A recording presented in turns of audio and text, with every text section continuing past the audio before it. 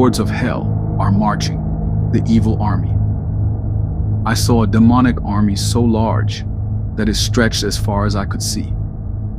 It was separated into divisions, with each carrying a different banner. The foremost and most powerful divisions were pride, self-righteousness, respectability, selfish ambition, and unrighteous judgment. But the largest of all was jealousy. The leader of this vast army was the accuser of the brethren himself. I knew that there were many more evil divisions beyond my scope of vision. But these were the vanguard of this terrible horde from hell that was now being released against the church. The weapons carried by this horde had names on them. The swords were named intimidation. The spears were named treachery.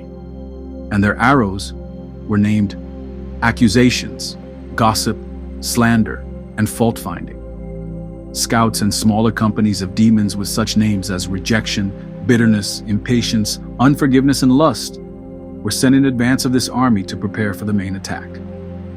I knew in my heart that the church had never faced anything like this before. The main assignment of this army was to cause division. It was sent to attack every level of relationship churches with each other, congregations with their pastors, husbands and wives, children and parents, and even children with each other. The scouts were sent to locate the openings in churches, families, or individuals that rejection, bitterness, lust, etc. could exploit and make a larger breach for the divisions that were coming. The most shocking part of this vision was that this horde was not riding on horses, but on Christians. Most of them were well-dressed, respectable, and had the appearance of being refined and educated. These were Christians who had opened themselves to the powers of darkness to such a degree that the enemy could use them, and they would think that they were being used by God. The accuser knows that a house divided cannot stand, and this army represented his ultimate attempt to bring such complete division to the church that she would completely fall from grace. The prisoners trailing behind these first divisions was a vast multitude of other Christians who were prisoners of this army. They were all wounded and were guarded by little demons of fear. There seemed to be more prisoners than there were demons in the army. Surprisingly, these prisoners still had their swords and shields, but they did not use them. It was shocking to see that so many could be kept captive by so few of these little demons of fear. These could have easily been destroyed or driven off if the prisoners had just used their weapons. Above the prisoners, the sky was black with vultures named depression. These would land on the shoulders of a prisoner and vomit on him. The vomit was condemnation. When the vomit hit a prisoner, he would stand up and march a little straighter for a while, and then slump over, even weaker than before. Again, I wondered why the prisoners did not simply kill these vultures with their swords, which they could have easily done. Occasionally, a weak prisoner would stumble and fall. As soon as he or she hit the ground, the other prisoners would begin stabbing them with their swords, scorning them as they did so. They would then call for the vultures to begin devouring the fallen one, even before they were dead. As I watched, I realized that these prisoners thought that the vomit of condemnation was truth from God. Then I understood that these prisoners actually thought they were marching in the army of God. This is why they did not kill the little demons of fear or the vultures. They thought that these were messengers from God. The darkness from the cloud of vultures made it so hard for these prisoners to see that they naively accepted everything that happened to them as being from the Lord. The only food provided for these prisoners was the vomit from the vultures. Those who refused to eat it simply weakened until they fell. Those who did eat it were strengthened, but with the strength of the evil one. They would then begin to vomit on the others. When one began to do this, a demon that was waiting for a ride would be given this one, and he or she would be promoted to the front divisions. Even worse than the vomit from the vultures was a repulsive slime that these demons were urinating and defecating upon the Christians they rode. This slime was the pride, selfish ambition, etc. that was the nature of the division they were a part of. However, this slime made the Christians feel so much better than the condemnation that they easily believed that the demons were messengers of God, and they actually thought this slime was the anointing of the Holy Spirit. Then the voice of the Lord came to me saying, "This is the beginning of the enemy's last day army. This is Satan's ultimate deception, and his ultimate power of destruction is released when he uses Christians to attack other Christians. Throughout the ages, he has used this army, but never has he been able to capture so many to be used for his evil purposes. Do not fear. I have an army too. You must now stand and fight, because there is no longer any place to hide from this war. You must fight for my kingdom, for truth, and for those who have been deceived." I had been so repulsed and outraged by the evil army that I had wanted to die rather than live in such a world. However, this word from the Lord was so encouraging that I immediately began yelling to the Christian prisoners that they were being deceived, thinking that they would listen to me. When I did this, it seemed that the whole army turned to look at me, but I kept yelling. I thought that the Christians were going to wake up and realize what was happening to them. But instead, many of them started reaching for their arrows to shoot at me. The others just hesitated, as if they did not know what to make of me. I knew then that I had done this prematurely, and that it had been a very foolish mistake. The battle begins. Then I turned and saw the army of the Lord standing behind me. There were thousands of soldiers, but we were still greatly outnumbered. Only a small number were fully dressed in their armor, so that most were only partially protected. A large number were already wounded. Most of those who had all of their armor still had very small shields, which I knew would not protect them from the onslaught that was coming. The majority of these soldiers were women and children. Behind this army, there was a trailing mob similar to the prisoners who followed the evil army, but very different in nature. These seemed to be very happy people and were playing games, singing songs, feasting, and roaming about from one little camp to the next. It reminded me of the atmosphere at Woodstock. I tried to raise my voice above the clamor to warn them that it was not the time for this, that the battle was about to begin, but only as few could even hear my voice.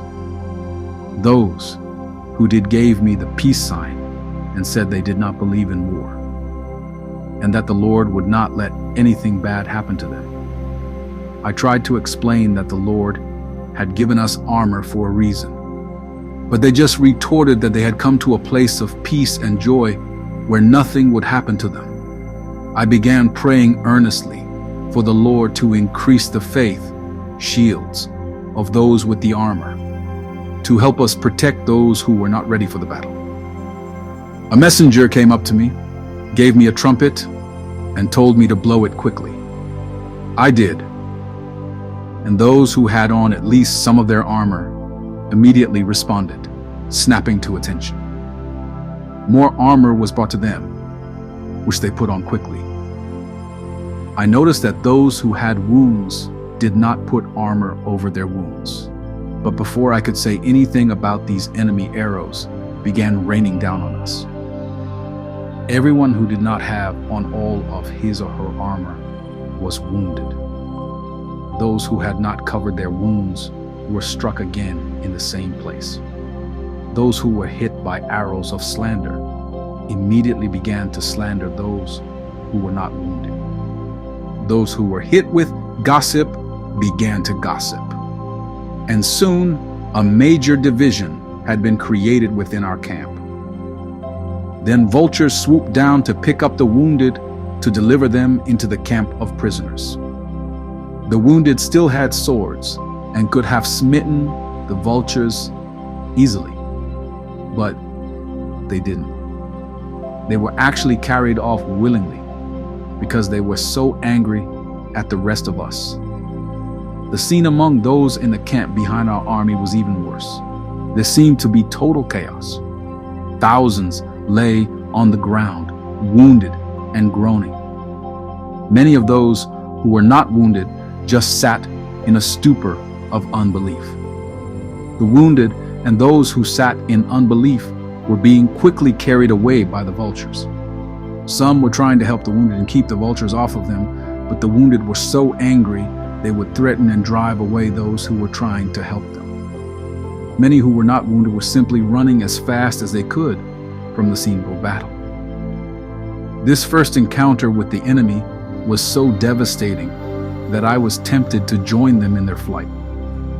Then, very quickly, some of these began reappearing with full suits of armor on and large shields.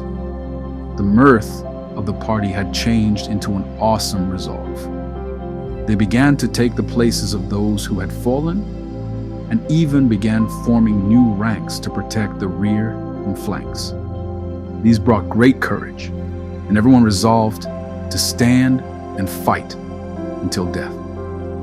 Immediately, 3 great angels named Faith, Hope, and Love came and stood behind us, and everyone's shield began to grow. The highway. We had swords named the Word of God, and arrows that were named for biblical truths. We wanted to shoot back, but did not know how to without hitting the Christians that were ridden by the demons. Then it occurred to us that if these Christians were hit with the truth, they would wake up and fight off their oppressors. I fired off a few arrows. Almost all of them hit Christians. However, when the arrow of truth went into them, they did not wake up or fall down wounded. They became enraged, and the demon riding on them grew much larger. This shocked everyone, and we began to feel that this may be an impossible battle to win. But with faith, hope, and love, we were very confident that we could at least hold our own ground. Another angel named Wisdom then appeared and directed us to fight from the mountain behind us. On the mountain, there were ledges at different levels, for as high as you could see. At each higher level, the ledges became narrower and harder to stand on. Each level was named after a biblical truth. The lower levels were named after foundational truths such as salvation, sanctification, prayer, faith, etc. And the higher levels were named after more advanced biblical truths. The higher we climbed, the larger both our shields and our swords grew, and fewer of the enemy arrows could reach that position. A tragic mistake. Some who had stayed on the lower levels began picking up the enemy arrows and shooting them back. This was a tragic mistake. The demons easily dodged the arrows and let them hit the Christians. When a Christian was hit by one of the arrows of accusation or slander, a demon of bitterness or rage would fly in and perch on that arrow. He would then begin to urinate and defecate his poison upon that Christian. When a Christian had 2 or 3 of these demons added to the pride or self-righteousness he already had, he began to change into the contorted image of the demons themselves. We could see this happening from the higher levels, but those on the lower levels who were using the enemy's arrows could not see it. Half of us decided to keep climbing, while the other half descended back to the lower levels to explain to those still on them what was happening. Everyone was then warned to keep climbing and not stop, except for a few who stationed themselves on each level to keep the other soldiers moving higher. Safety. When we reached the level called the unity of the brethren, none of the enemy's arrows could reach us. Many in our camp decided that was as far as they needed to climb. I understood this because with each new level, the footing was more precarious. However, I also felt much stronger and more skillful with my weapons the higher I went. So I continued climbing. Soon my skills were good enough to shoot and hit the demons without hitting the Christians. I felt that if I kept going higher, I could shoot far enough to hit the leaders of the evil horde who stayed behind their army. I was sorry that so many had stopped on the lower levels, where they were safe but could not hit the enemy. Even so, the strength and character that grew in those who kept climbing made them great champions, each of which I knew would destroy many of the enemy. At each level, there were arrows of truth scattered about, which I knew were left from those who had fallen from that position. All of the arrows were named after the truth of that level. Some were reluctant to pick up these arrows, but I knew we needed all that we could to destroy the great horde below. I picked one up, shot it, and so easily hit a demon that the others started picking them up and shooting them. We began to decimate several of the enemy divisions. Because of this, the entire evil army focused its attention on us. For a time, it seemed the more we achieved, the more we were opposed. Though our task seemed endless, it had become exhilarating. The word is our anchor. Our swords grew as we reached each level. I almost left mine behind because I did not seem to need it at the higher levels. I finally decided that it had been given to me for purpose, so I had better keep it. I drove it into the ground and tied myself to it while I shot at the enemy. The voice of the Lord then came to me, saying, "You have used the wisdom that will enable you to keep climbing. Many have fallen because they did not use their sword properly to anchor themselves." No one else seemed to hear this voice, but many saw what I had done and did the same thing. I wondered why the Lord had not spoken to me before I had made this decision. I then had a sense of knowing that He had already spoken this to me somehow. Then I perceived that my whole life had been training for this hour. I was prepared to the degree that I had listened to the Lord and obeyed Him throughout my life. I also knew that for some reason, the wisdom and understanding I now had could not be added to or taken away from while in this battle. I became profoundly thankful for every trial I had experienced in my life, and sorry for not appreciating them more at the time. Soon, we were hitting the demons with almost perfect accuracy. Rage rose from the enemy army like fire and brimstone. I knew that the Christians trapped in that army were now feeling the brunt of that rage. Unable to hit us, they were now shooting at each other.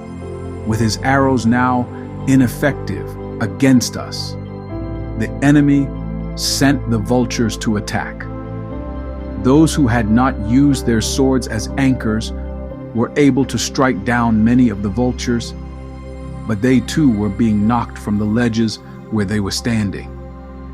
Some of these landed on a lower level, but some fell all the way to the bottom and were picked up and carried off by the vultures. A new weapon, the arrows of truth, would rarely penetrate the vultures, but they hurt them enough to drive them back. Every time they were driven back, some of us would climb to the next level. When we reached the level called Galatians 2:20, We were above the altitude that the vultures could fly. At this level, the sky above almost blinded us with its brightness and beauty. I felt peace like I had never felt it before. Previously, much of my fighting spirit had really been motivated out of as much hatred and disgust for the enemy as it had been for the sake of the kingdom, truth, and love for the prisoners. But it was on this level that I caught up to faith, hope, and love, which before I had only been following at a distance. On this level, I was almost overpowered by their glory. When I caught up to them, they turned to me and began repairing and shining my armor. Soon, it was completely transformed and exuded the glory that was in them. When they touched my sword, great bolts of brilliant lightning began flashing from it. Love then said, "Those who reach this level are entrusted with the powers of the age to come, but I must teach you how to use them." The Galatians 2:20 level was so wide that there was no longer any danger of falling. There were also unlimited arrows with the name Hope written on them. We shot some of them down at the vultures, and these arrows killed them easily. About half who had reached this level kept shooting while the others began carrying these arrows down to those still on the lower levels. The vultures kept coming in waves upon the levels below, but with each one, there would be fewer than before. From Galatians 2:20, we could hit any enemy in the army except the leaders themselves, who were still out of range. We decided not to use the arrows of truth until we had destroyed all of the vultures, because the cloud of depression they created made the truth less effective. This took a very long time, but we never got tired. Faith, hope, and love, who had grown like our weapons with each level, were now so large that I knew people far beyond the battle area could see them. Their glory even radiated into the camp of prisoners, who was still under a great cloud of vultures. The exhilaration continued to grow in all of us. I felt that being in this army, in this battle, had to be one of the greatest adventures of all time. After destroying most of the vultures that had been attacking our mountain, we began picking off the vultures that had covered the prisoners.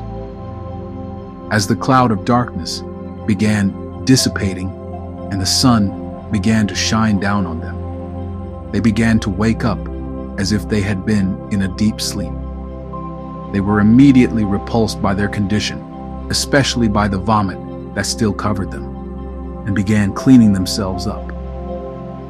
As they beheld faith, hope, and love, they saw the mountain we were on and began running for it. The evil horde rained arrows of accusation and slander at them, but they did not stop. By the time they got to the mountain, many had a dozen or more arrows stuck in them, but seemed not to even notice. As soon as they began to scale the mountain, their wounds began to heal. With the cloud of depression being dispelled, it seemed as if everything was getting much easier. The trap. The former prisoners had great joy in their salvation. They seemed so overwhelmed with appreciation for each level as they began to scale the mountain that it gave us a greater appreciation for those truths. Soon, a fierce resolve to fight the enemy also arose in the former prisoners. They put on the armor provided and begged to be allowed to go back and attack the enemy. We thought about it, but then decided we should all stay on the mountain to fight. Again, the voice of the Lord spoke, saying, "A second time, you have chosen wisdom. You cannot win if you try to fight the enemy on his own ground, but must remain on my holy mountain." I was stunned that we had made another decision of such importance by just thinking and discussing it briefly. I then resolved to do my best to not make another decision of any consequence without prayer. Wisdom then stepped up to me quickly, took both of my shoulders firmly, and looked me intensely in the eye, saying, "You must do this." I then noticed that even though I had been on the broad plateau of Galatians 2:20, I had drifted to the very edge without even knowing it and could have easily fallen. I looked again into the eyes of wisdom, and he said with the utmost seriousness, "Take heed when you think you stand, lest you fall. In this life, you can fall from any level, the serpents." For a long time, we continued killing the vultures and picking off the demons that were riding the Christians. We found that the arrows of different truths would have more of an impact on different demons. We knew that it was going to be a long battle, but we were not taking any more casualties now, and we had already passed the level of patience. Even so, after these Christians had the demons shot off them, few would come to the mountain. Many had taken on the nature of the demons and continued in their delusion without them. As the darkness of the demons dissipated, we could see the ground moving around the feet of these Christians. Then I saw that their legs were bound by serpents called shame. We shot arrows of truth at the serpents, but they had little effect. We then tried the arrows of hope, but without result. From Galatians 2:20, it was very easy to go higher, so we started up to the higher levels. Soon, we happened upon a garden that was the most beautiful place I had ever seen. Over the entrance to this garden was written, "The Father's unconditional love." It was the most glorious and inviting doorway I had ever seen. So we were compelled to enter. As soon as we did, we saw the tree of life in the middle of this garden. It was still guarded by angels of awesome strength. They looked as if they had been expecting us, so we had the courage to pass them and walk up to the tree. One of them said, "Those who make it to this level, who know the Father's love, can eat." I did not realize how hungry I was. When I tasted the fruit, it was better than anything I had ever tasted, but was also somehow familiar. It brought memories of sunshine, rain, beautiful fields, the sun setting over the ocean, but even more than that, of the people I loved. With every bite, I loved everything, and everyone more. Then my enemies started to come to mind, and I loved them too. The feeling was soon greater than anything I had ever experienced, even the peace on Galatians 2:20. Then I heard the voice of the Lord, and he said, "This is now your daily bread. It shall never be withheld from you. You may eat as much and as often as you like. There is no end of my love." I looked up into the tree to see where the voice had come from, and saw that it was filled with pure white eagles. They had the most beautiful, penetrating eyes I have ever seen. They were looking at me as if waiting for instructions. One of the angels said, "They will do your bidding. These eagles eat snakes." I said, "Go, devour the shame that has bound our brothers."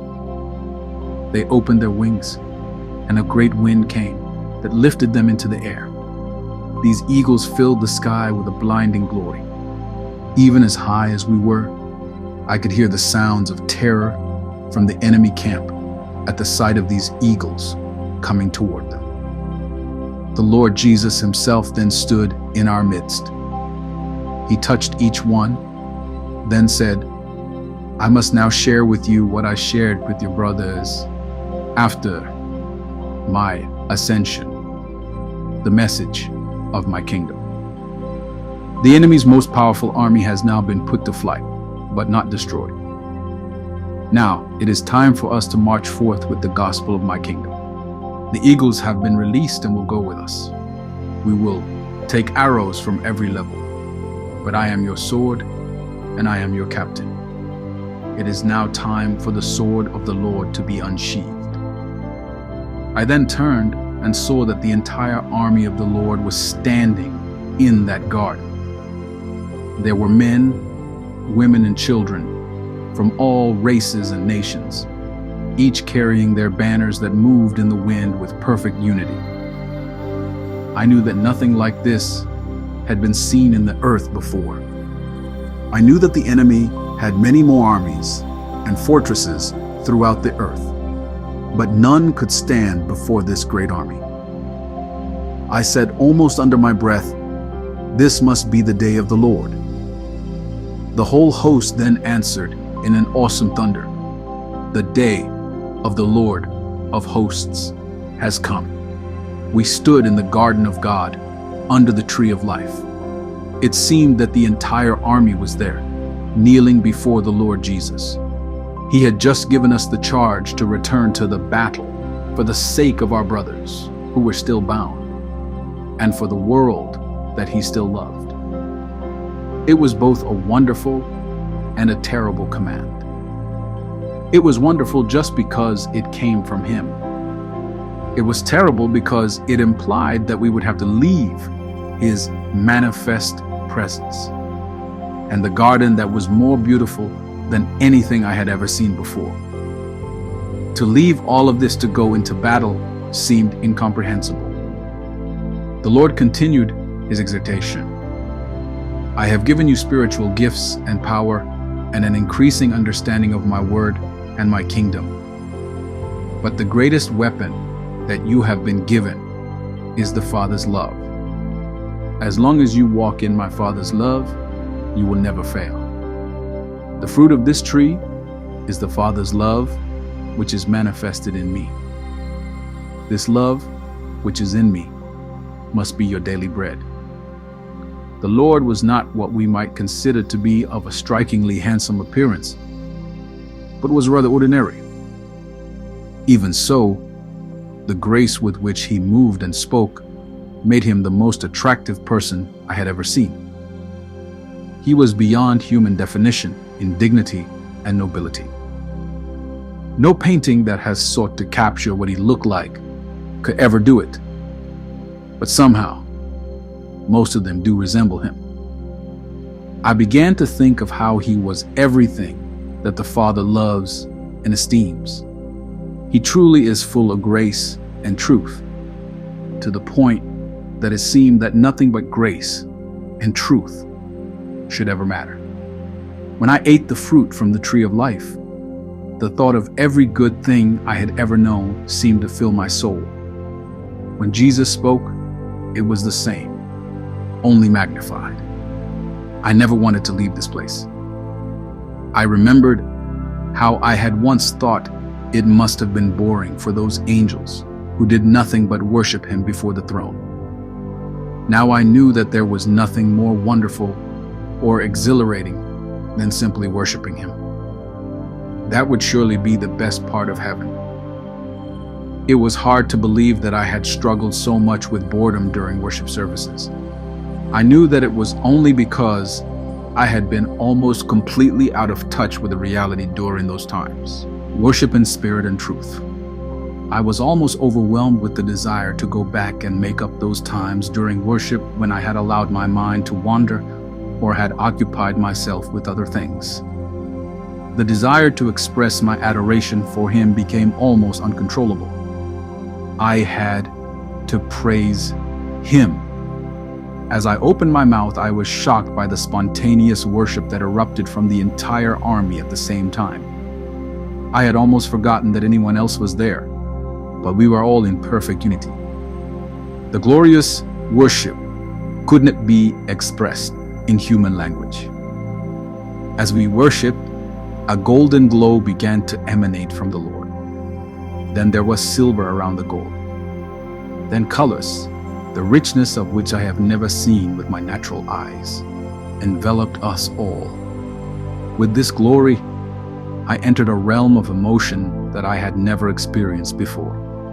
Somehow I understood that his glory had been there all along, but when we focused on Him the way that we did in worship, we simply began to see more of His glory. The more intensely we worshiped, the more glory we beheld. If this was heaven, it was much, much better than I had ever dreamed, finding His dwelling place. I have no idea how long this worship lasted. It could have been months. There was simply no way to measure time in that kind of glory. For a time, I closed my eyes because the glory I was seeing with my heart was as great as what I was seeing with my physical eyes. When I opened my eyes, I was surprised to see that the Lord was not there any longer, but a troop of angels was standing where He had been. One of them stepped up to me and said, "Close your eyes again." When I did, I beheld the glory of the Lord again and was greatly relieved. Then the angel explained, "What you see with the eyes of your heart is more real than what you see with your physical eyes." I had myself made this statement many times, but how little I had truly walked in it. The angel continued, "It was for this reason that the Lord told His first disciples that it was better for Him to go away so that the Holy Spirit could come. The Lord dwells within you.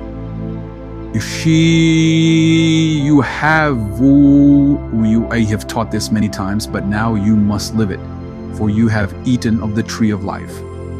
The angel then began to lead me back to the gate. I protested that I did not want to leave. Looking surprised, the angel took me by the shoulders and looked me in the eyes. That is when I recognized him as the angel, wisdom. You never have to leave this garden. This garden is in your heart because the Creator Himself is within you. You have desired the best part, to worship and sit in His presence forever, and it will never be taken from you. I acknowledged what wisdom had said and then looked past him at the fruit on the tree of life. I had a compulsion to grab all that I could before leaving. Knowing my thoughts, wisdom gently shook me. No, even this fruit gathered in fear would rot. This fruit and this tree are within you because He is in you. You must believe. I closed my eyes and tried to see the Lord again, but couldn't.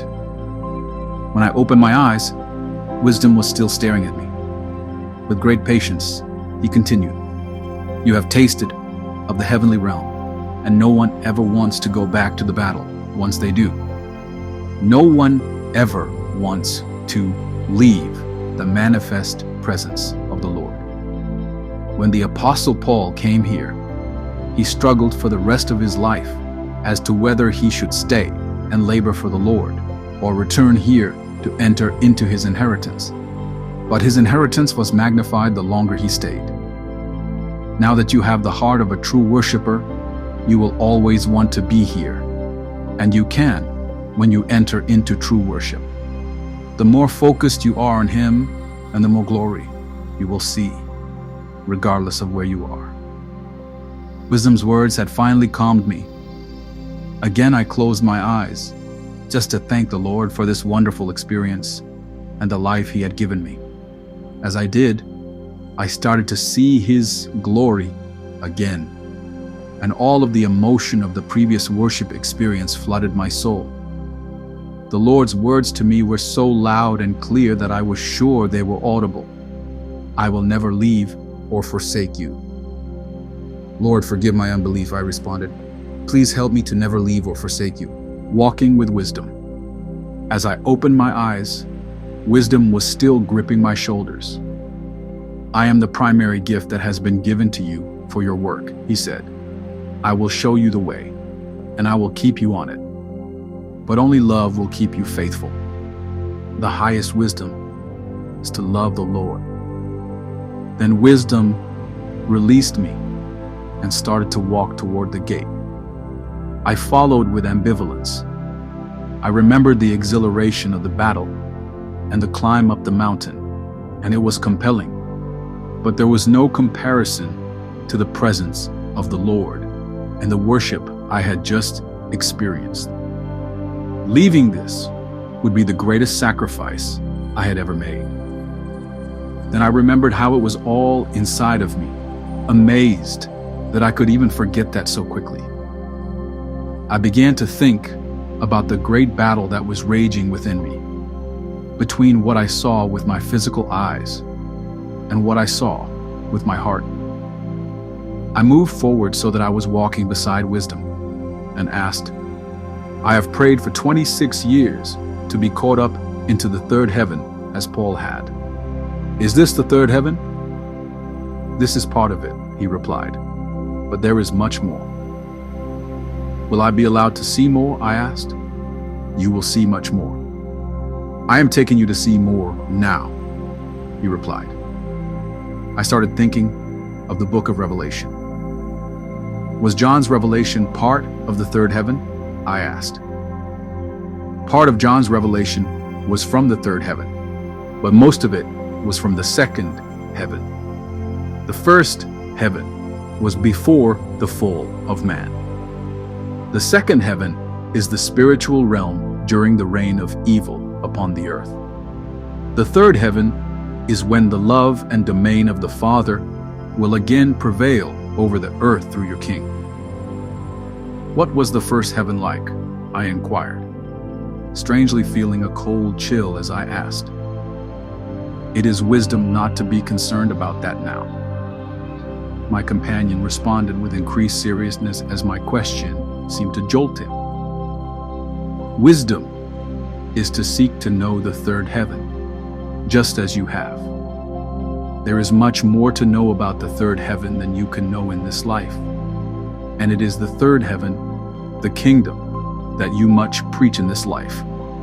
In the ages to come, you will be told about the first heaven, but it is not profitable for you to know at this time.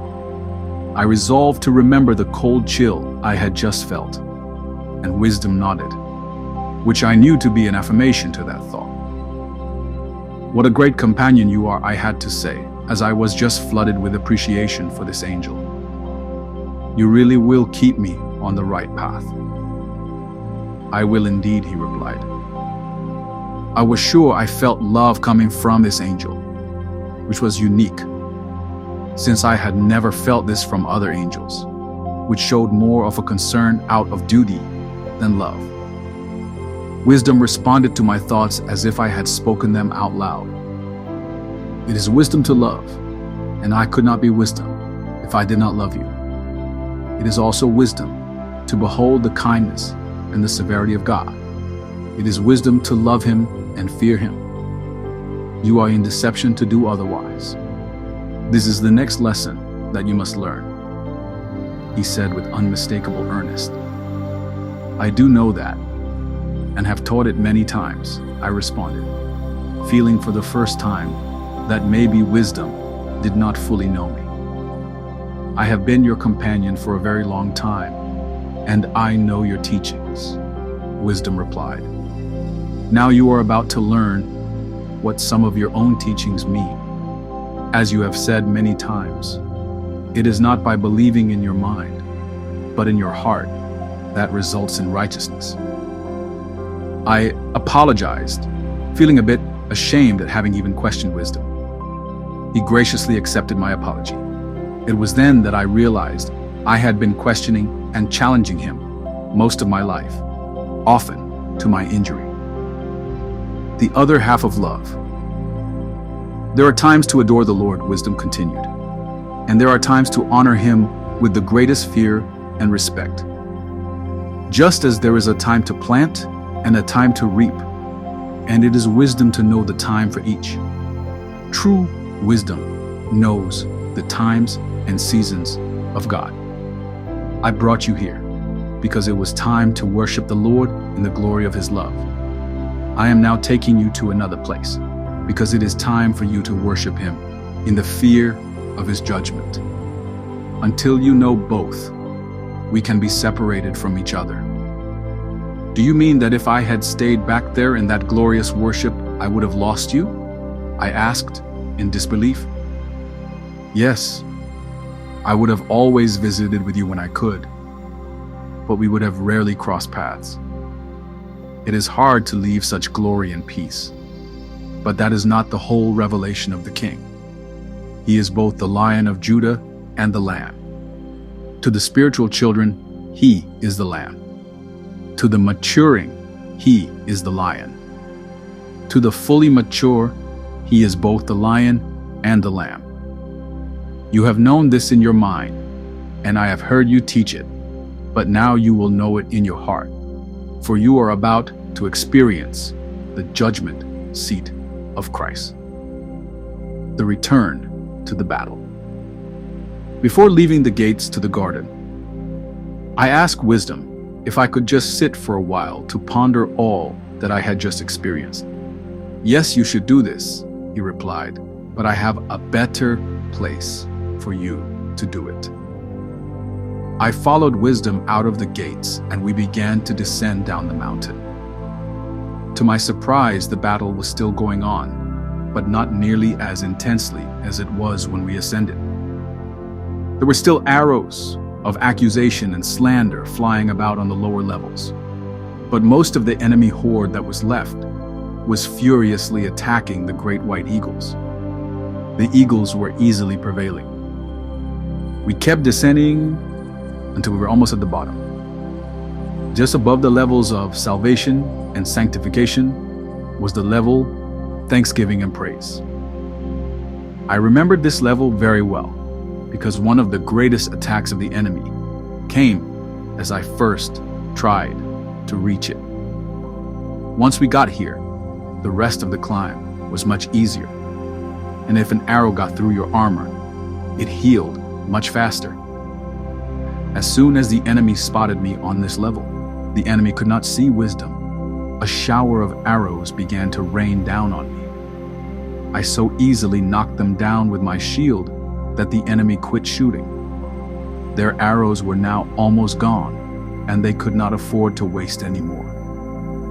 The soldiers who were still fighting from this level looked at me in astonishment with a deference that made me very uncomfortable. It was then that I first noticed that the glory of the Lord was emanating from my armor and shield.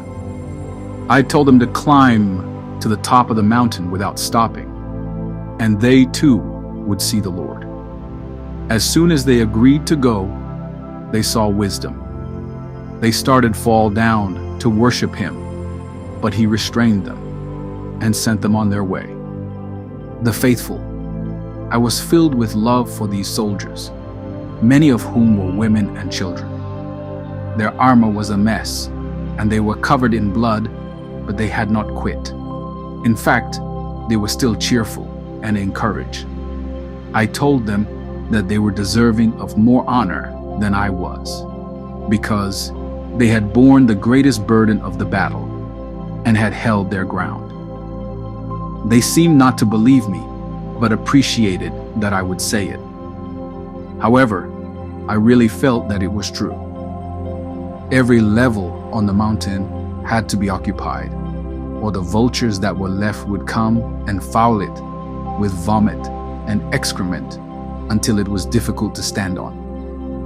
Most of the ledges were occupied by soldiers who I recognized to be from different denominations or movements, which emphasized the truth of the level they were defending. I was embarrassed by the attitude I had maintained towards some of these groups. I had considered some of them out of touch and backslidden at best. But here, they were fighting faithfully against a terrible onslaught of the enemy. Their defense of these positions had probably enabled me to keep climbing as I had. Some of these levels were situated so that there was a view of a good part of the mountain or battlefield. But some were so isolated that the soldiers on them could only see their own position and seemed not to even know about the rest of the battle raging. They were often so wounded from the slander and accusations that they would be resistant when someone came down to them from a higher level and encouraged them to climb higher. However, when some began to come down from the top, reflecting the glory of the Lord, they listened with great joy and soon began to climb themselves with courage and resolve. As I beheld all of this, Wisdom did not say much, but he seemed very interested in my reactions. Reality. Discovered. I watched as many soldiers who had been to the top began descending to all of the levels to relieve those who had been taking their stand on those truths. As they did, each level began to shine with the glory they carried. Soon, the whole mountain was beginning to shine with a glory that was blinding to the vultures and demons that were left. Soon, there was so much glory that the mountain began to have the same feel as the garden. I started thanking and praising the Lord, and immediately I was in His presence again. It was hard to contain the emotions and glory that was flooding my innermost being.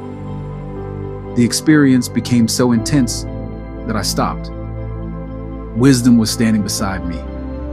Putting his hand on my shoulder, he said, "You enter His gates with thanksgiving, His courts with praise." But that was so real. I felt like I was there again, I exclaimed. "You were there," replied Wisdom. "It has not gotten more real, but you have. Just as the Lord told the thief on the cross, today you will be with me in paradise. You can enter paradise at any time. The Lord, His paradise, and this mountain are all abiding in you because He is in you. What were but foretastes before are now a reality to you because you have climbed the mountain. The reason that you can see me and others cannot is not because you have entered the one in which I dwell. This is the reality that the prophets knew, that gave them great boldness even when they stood alone against armies. The deadly trap. I then looked out over the carnage below and the slowly retreating demonic army. Behind me, more of the glorious warriors were constantly taking their places on the mountain. I knew there was now enough to attack and destroy what was left of this enemy horde. "Not yet," said Wisdom. "Look over there." I looked in the direction in which he was pointing, but had to shield my eyes from the glory emanating from my own armor to see anything. Then I caught a glimpse of movement in a valley. I could not make out what I was seeing because the glory being emitted from my armor made it difficult to see into the darkness. I asked Wisdom to give me something to cover my armor with so I could see it. He then gave me a very plain mantle to put on. "What is this?" I inquired, a little insulted by its drabness. "Humility," said Wisdom. "You will not be able to see very well without it." Reluctantly, I put it on, and immediately I saw many things that I could not see before. I looked toward the valley, and the movement I had seen. To my astonishment, there was an entire division of the enemy horde that was waiting to ambush anyone who ventures from the mountain. "What army is that?" I asked, "and how did they escape the battle intact?" "That is pride," explained Wisdom. "That is the hardest enemy to see after you have been in the glory. Those who refuse to put on this cloak will suffer much at the hands of this most devious enemy." As I looked back at the mountain, I saw many of the glorious warriors crossing the plain to attack the remnants of the enemy horde. None of them were wearing the cloaks of humility, and they had not seen the enemy that was ready to attack them from their rear. I started to run out to stop them, but Wisdom restrained me. "You cannot stop this," he said. "Only the soldiers who wear this cloak will recognize your authority. Come with me. There is something else that you must see before you can help lead in the great battle that is to come, the foundation of glory." Wisdom led me down the mountain to the very lowest level, which was named salvation. You think that this is the lowest level, declared wisdom, but this is the foundation of the whole mountain. In any journey, the first step is the most important, and it is usually the most difficult. Without salvation, there would be no mountain. I was appalled by the carnage on this level. Every soldier was very badly wounded, but none of them were dead. Multitudes were barely clinging to the edge. Many seemed ready to fall off at any moment, but none did. Angels were everywhere, ministering to the soldiers with such great joy that I asked, why are they so happy? These angels have beheld the courage that it took for these to hold on. They may not have gone any further, but neither did they give up. They will soon be healed, and then they will behold the glory of the rest of the mountain and begin to climb. These will be great warriors for the battle to come.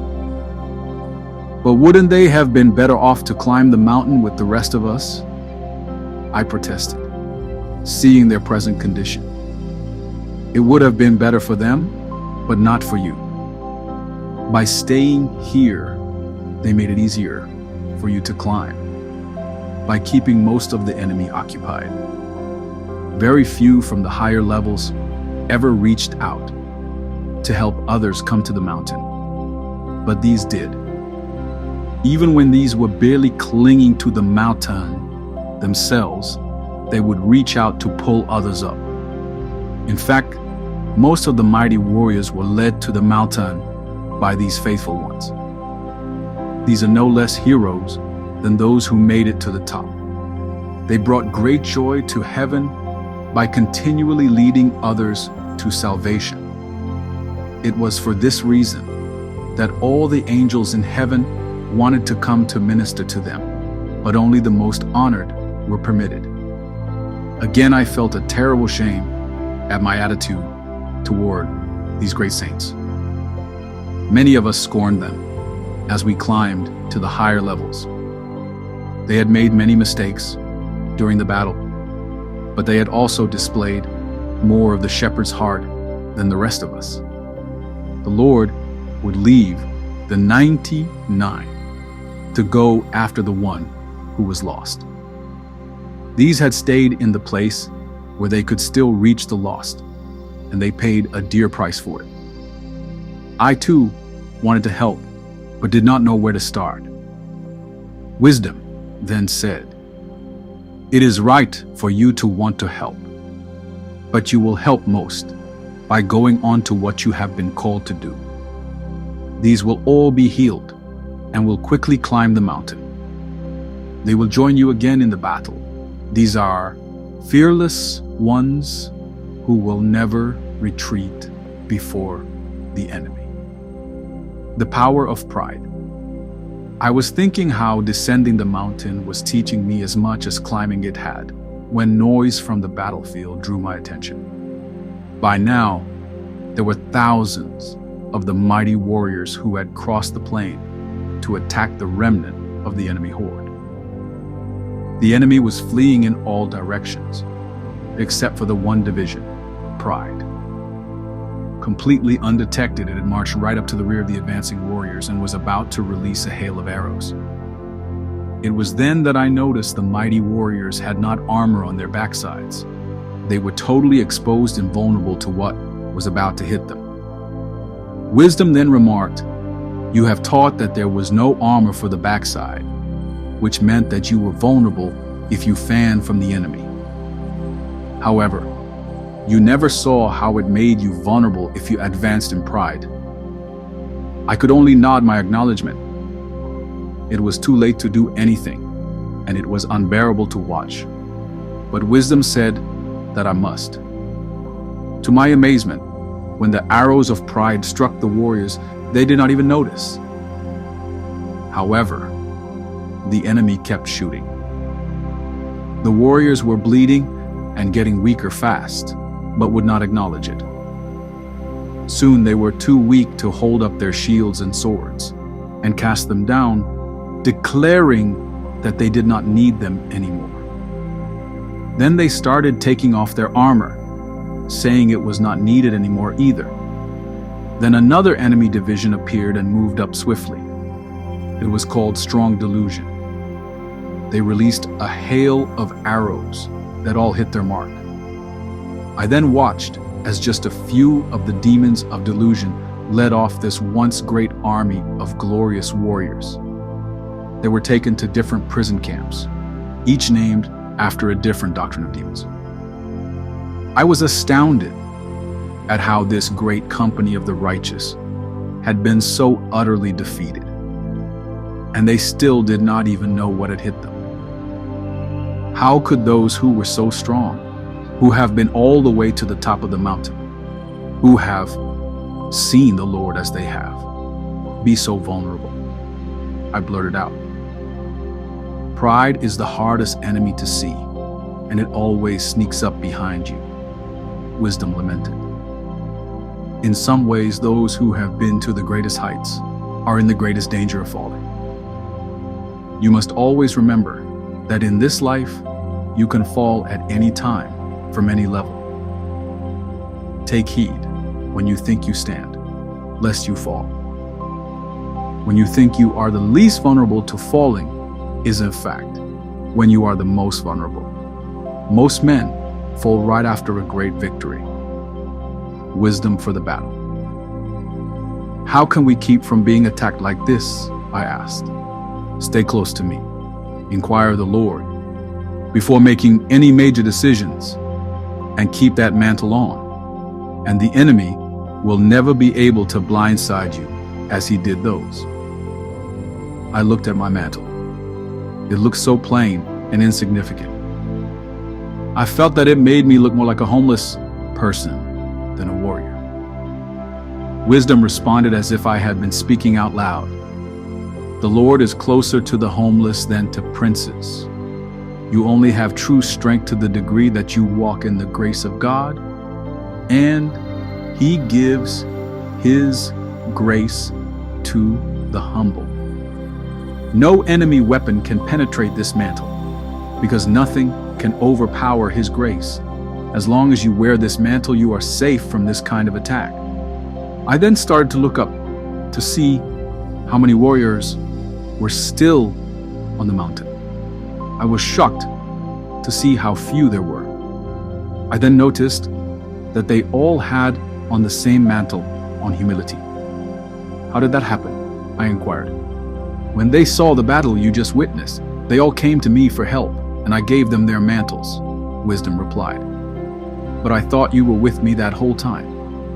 I am with all who go forth to do the will of the Father, Wisdom answered. You're the Lord, I cried. Yes, he answered.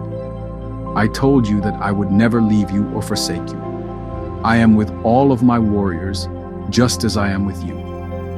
I will be to you whatever you need to accomplish my will, and you have needed wisdom.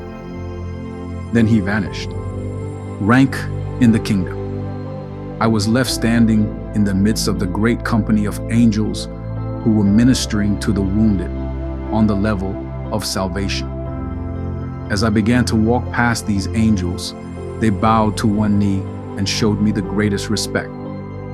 I finally asked one of them why they did this, as even the smallest was much more powerful than I was.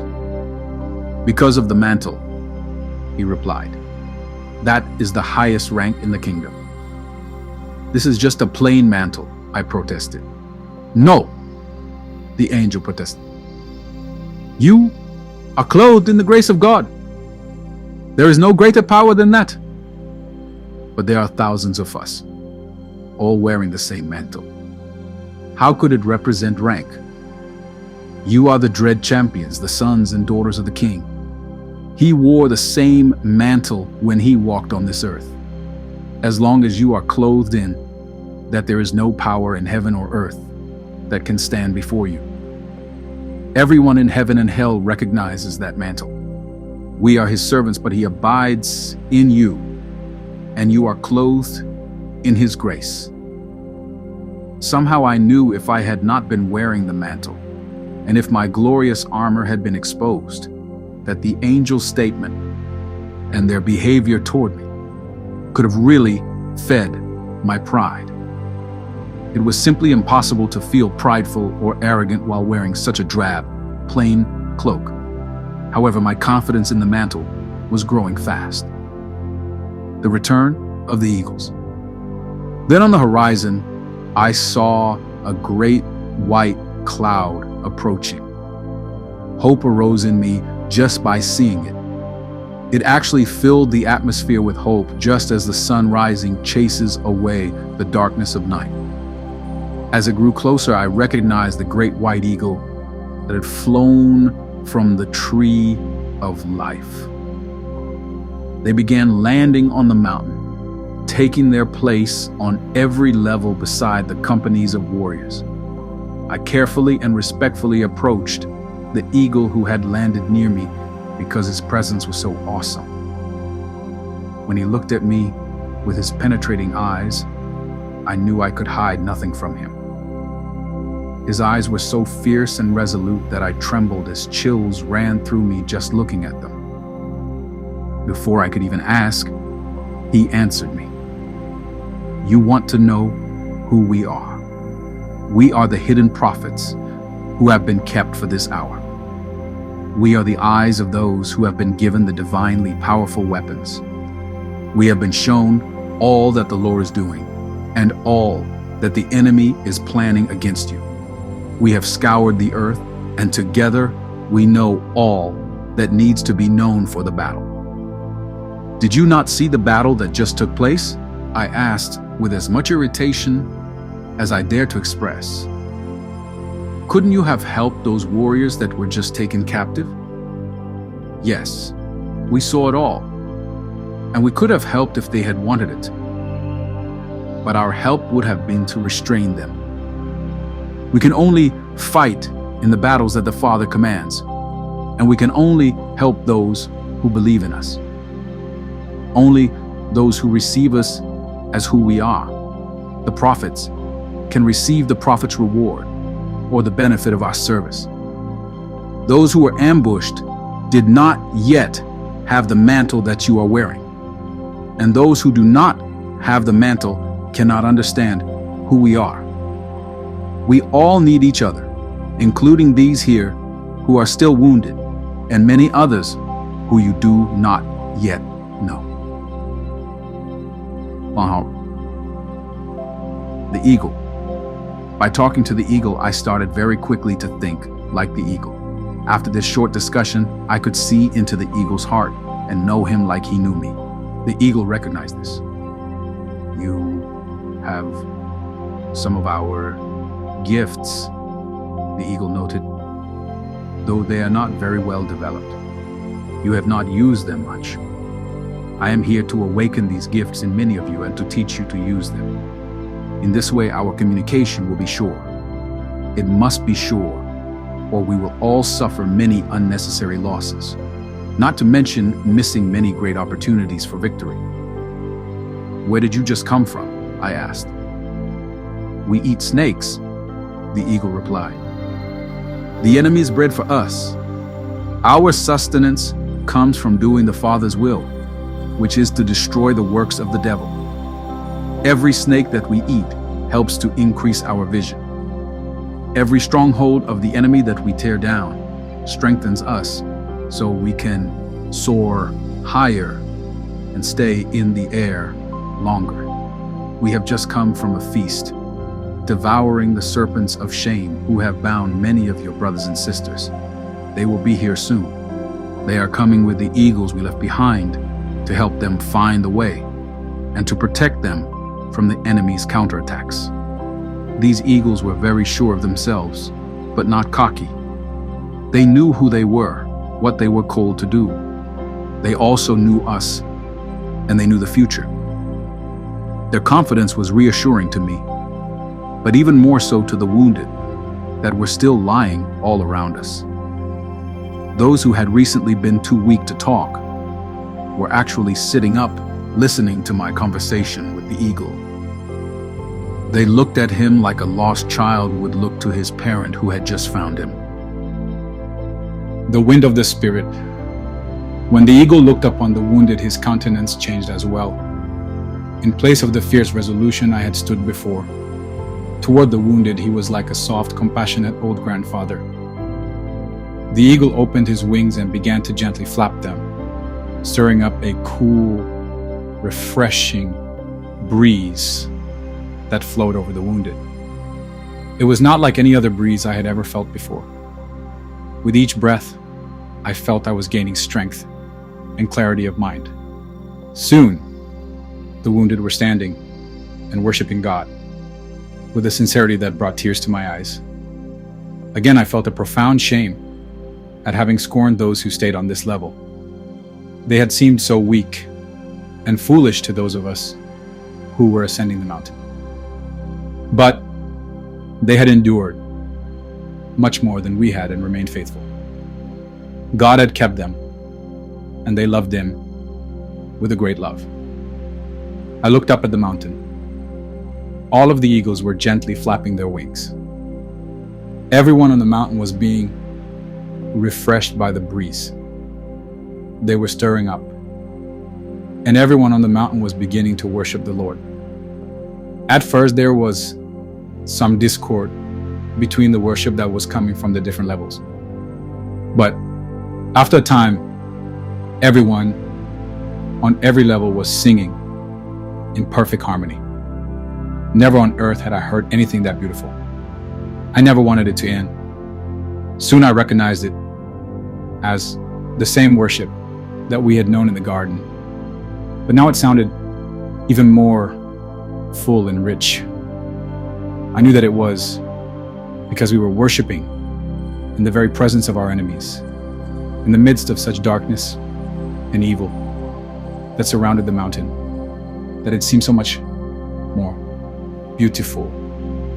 I do not know whether this worship lasted hours, days, or minutes, but eventually the eagles stopped flapping their wings, and it stopped. Why did you stop?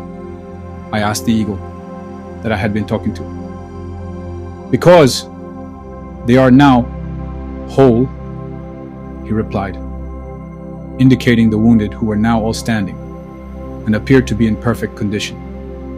True worship can heal any wound, he added. Please do it again, I begged. We will do this many times, but it is not for us to decide when. The breeze that you felt was the Holy Spirit. He directs us. We do not direct Him. He has healed the wounded and begun to bring about the unity that is required for the battles ahead. True worship also pours the precious oil upon the head, Jesus, which then flows down over the entire body, making us one with Him and each other. No one who becomes one with Him will remain wounded or unclean. His blood is pure life, and it flows when we are joined to Him.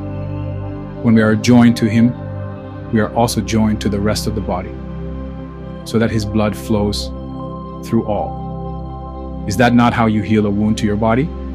By closing the wound, so that the blood can flow to the wounded member to bring regeneration? When a part of His body is wounded, we must join in unity with that part until it is fully restored. We are all one in Him. The euphoria from the worship was still prevailing, so that this little teaching seemed to be the most profound that I had ever heard, even though I had known it and taught it myself before. When the Holy Spirit moved, every word seemed glorious, regardless of how elementary it was. It also filled me with so much love that I wanted to hug everyone, including the fierce old eagles. Then, like a jolt, I remembered the mighty warriors who had just been captured. The eagle sensed this but didn't say anything. He just watched me intently. Finally, I spoke up. Can we recover those who were just lost? The wounded heart of the king. Yes, it is right for you to feel what you do, the eagle finally said. We are not complete and Our worship is not complete until the whole body is restored. Even in the most glorious worship, even in the very presence of the King, we will all feel this emptiness until all are one, because our King also feels it. We all grieve for our brothers in bondage, but we grieve even more for the heart of our King. Just as you love all of your children, but would be grieved for the one that was sick or wounded, He too loves all of His children, but the wounded and oppressed have most of His attention now. For His sake, we must not quit until all have been recovered. As long as any are wounded, He is wounded. Faith that moves mountains. Sitting down by the eagle, I thought deeply about what he said. Finally, I asked, I know that wisdom now speaks to me through you, because I hear His voice when you speak. I was so sure of myself before that last battle, but I was almost carried away with the same presumption that they were carried away with, and could very easily have been captured with them if wisdom had not stopped me. I was going out of hatred for the enemy more than wanting to set my brothers free, though that was part of my motive. Since first coming to this mountain and fighting in the great battle, I now think that most of the right things I did for the wrong reasons. And many of the wrong things I did, I had good motives for. The more I learn, the more unsure of myself I feel. You must have been with wisdom a long time, the eagle responded. He was with me a long time before I began to recognize him, but I am afraid that most of the time I was resisting him. Somehow I now know that I am still lacking something very important, something that I must have before I go into battle again, but I do not know what it is. The great eagle's eyes became more penetrating than I had ever seen them as he responded, you also know the voice of wisdom when he speaks to you in your own heart. You are learning well because you have the mantle. What you are feeling now is the true faith. Faith! I shot back. I'm talking about serious doubts. You are wise to doubt yourself. But true faith depends on God, not yourself, and not your faith. You are close to the kind of faith that can move this mountain. And move it must. It is time to carry it to places that it has not gone to before. However, you are right. You are still lacking something very important. You must yet have a great revelation of the King. Even though you have climbed to the top of the mountain and received from every truth along the way, and even though you have stood in the garden of God, tasted of His unconditional love, and have seen His Son many times now, you still only understand a part of the whole counsel of God, and that only superficially. I knew that this was so true that it was very comforting to hear it. I have judged so many people in so many situations wrongly. Wisdom has saved my life many times now, but the voice of wisdom is still a very small voice within me, and the clamor of my own thoughts and feelings are still far too loud.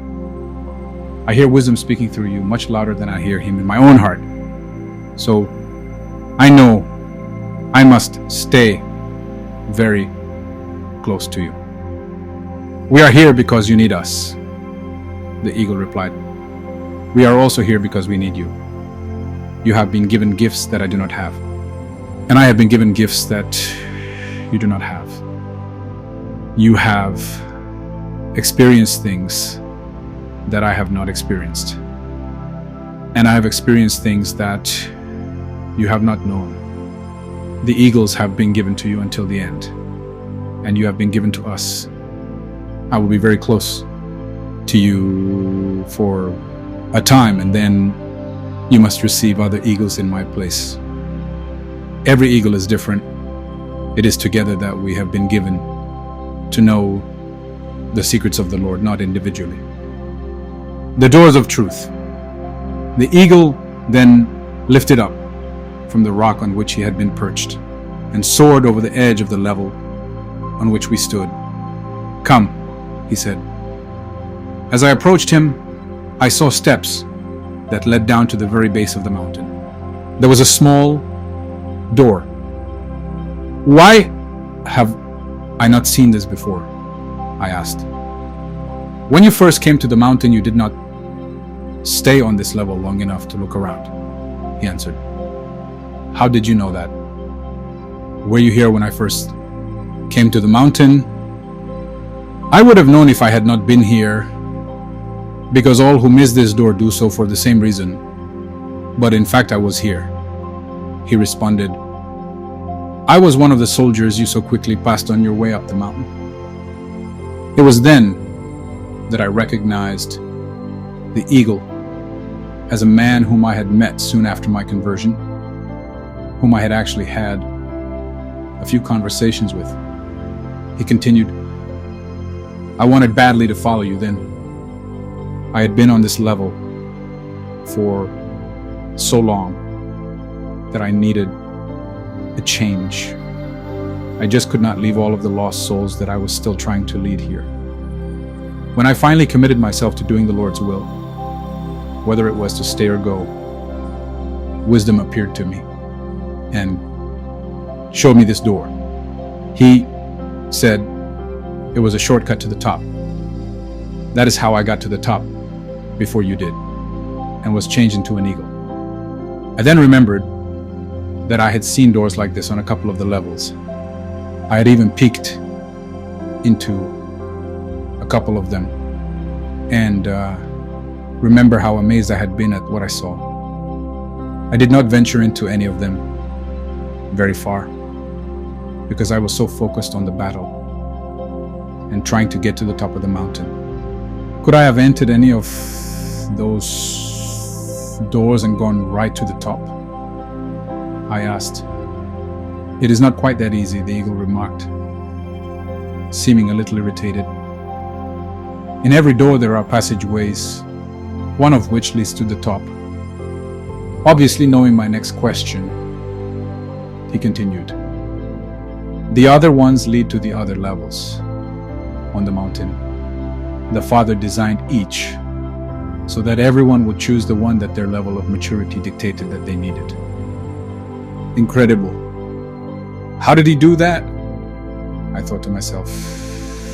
But the eagle heard my thoughts. "It was very simple," continued the eagle, as if I had spoken my thoughts out loud. "Spiritual maturity is always determined by the willingness of one to sacrifice their own desires for the interests of the kingdom or for the sake of others." I was carefully noting all that was said.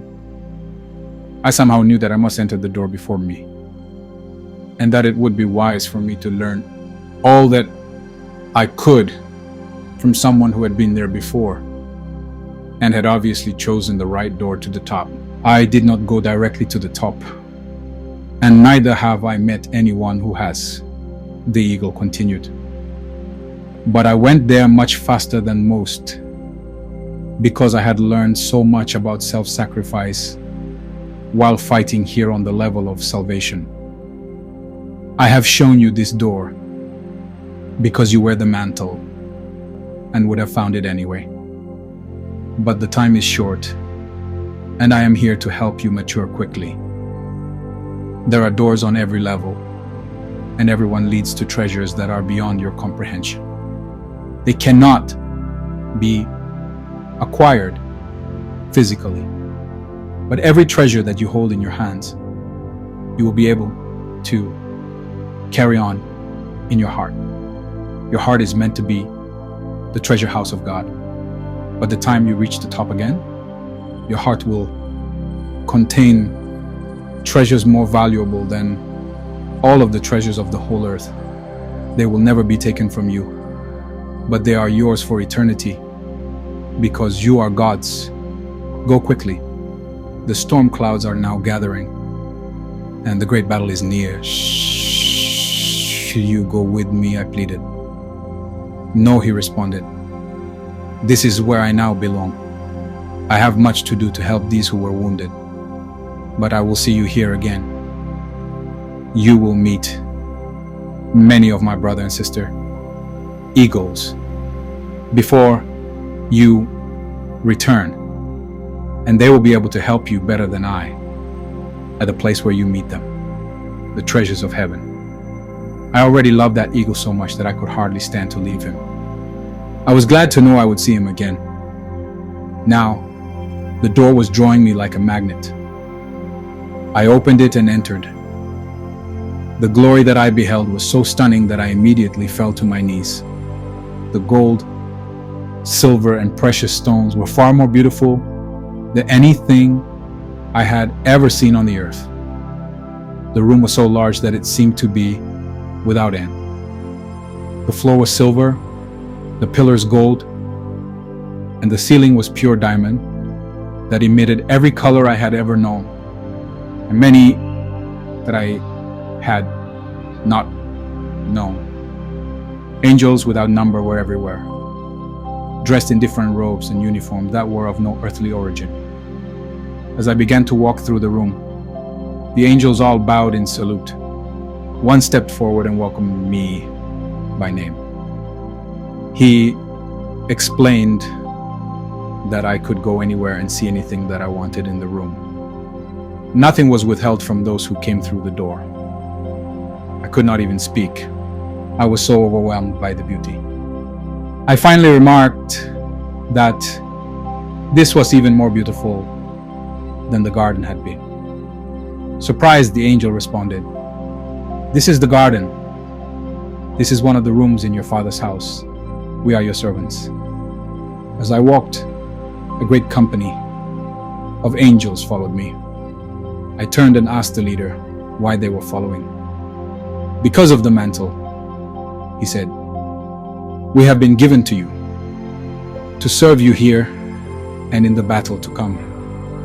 I did not know what to do with the angel, so I just continued walking. I was attracted to a large blue stone that appeared to have the sun and clouds within it. When I touched it, the same feeling flooded over me as when I ate the fruit of the tree of life. I felt energy, great mental clarity, and love for everyone and everything being magnified. I started to behold the glory of the Lord. The longer I touched the stone, the more the glory increased.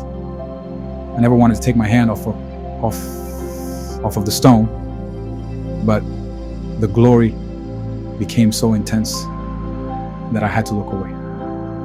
Then my eyes fell on a beautiful green stone. "What does that one have in it?" I asked the angel standing nearby. "All of these stones are the treasures of salvation. You're now touching the heavenly realm, and that one is the restoration of life," he continued. As I touched the green stone, I began to see the earth in rich and spectacular colors. They grew in richness, and the longer I had my hand on the stone, and my love for all that I saw grew. Then I began to see a harmony between all living things on a level that I had never seen before. Then I began to see the glory of the Lord in the creation. It began to grow until, again, I had to turn away because of the intensity. Then I realized that I had no idea how long I had been there. I did know that my comprehension of God and His universe had grown substantially by just touching these two stones. And there were many, many more. There was more in that one room than a person could have absorbed in a whole lifetime. "How many more rooms are there?" I asked the angel. "There are rooms like this on every level of the mountain that you climbed." "How can one ever experience all that is in just one of these rooms, much less all of them?" I asked. "You have forever to do this. The treasures contained in the most basic truths of the Lord Jesus are enough to last for many of your present lifetimes. No man can know all that there is to know about any of them in just one life, but you must take what you need and keep proceeding toward your destiny. I started thinking about the impending battle again and the warriors who had been captured. It was not a pleasant thought in such a glorious place, but I knew I would have forever to come back to this room, and only had a short time to find my way back to the top of the mountain, and then back to the battle from again. I turned to the angel. "You must help me find the door that leads to the top." The angel looked perplexed. "We are your servants," he responded, but you must lead us. This whole mountain is a mystery to us. We all desire to look into this great mystery, but after we leave this room that we have come to know just a little about, we will be learning even more than you. "Do you know where all of the doors are?" I asked. "Yes, but we do not know where they lead.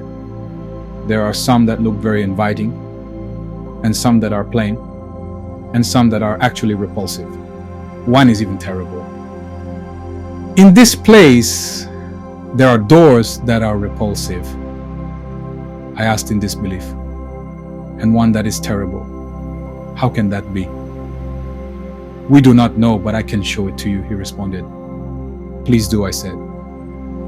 We walked for quite a time, passing treasures unspeakable, all of which I had great difficulty not stopping to touch. There were also many doors, with different biblical truths over each one. When the angel had called them inviting, I felt that he had quite understated their appeal. I badly wanted to go through each one, but my curiosity about the terrible door kept me moving. Then I saw it. Terrible had also been an understatement. Fear gripped me so that it took my breath away. Grace and truth. I turned away from the door and retreated fast. There was a beautiful red stone nearby, which I almost lunged at to lay my hands on it. Immediately I was in the Garden of Gethsemane, beholding the Lord in prayer. The agony I beheld was even more terrible than the door I had just seen. Shocked, I jerked my hand away from the stone and fell to the floor in exhaustion. I badly wanted to return to the blue or green stones, but I had to regather my energy and sense of direction. The angels were quickly all around me, serving me. I was given a drink that began to revive me. Soon I was feeling well enough to stand and begin walking back to the other stones. However, the recurring vision of the Lord praying compelled me to stop. "What was that back there?" I asked. "When you touch the stones, we are able to see a little of what you see and feel a little of what you feel," said the angel. "We know that all of these stones are great treasures, and all of the revelations they contain are priceless. We beheld for a moment the agony of the Lord before his crucifixion, and we felt briefly what he felt that terrible night. It is hard for us to understand how our God could ever suffer like that. It makes us appreciate much more what an honor it is to serve you, whom he did it for." The angel's words were like lightning bolts, straight to my soul. I had fought in the great battle. I had climbed to the top of the mountain. I had become so familiar with the spiritual realm that I hardly noticed angels anymore, and I could speak on nearly equal terms with the great eagles. Yet I could not bear to share in even a moment of the sufferings of my King without wanting to flee to a more pleasurable experience. "I should not be here," I almost shouted. "I more than anyone deserve to be a prisoner of the evil one."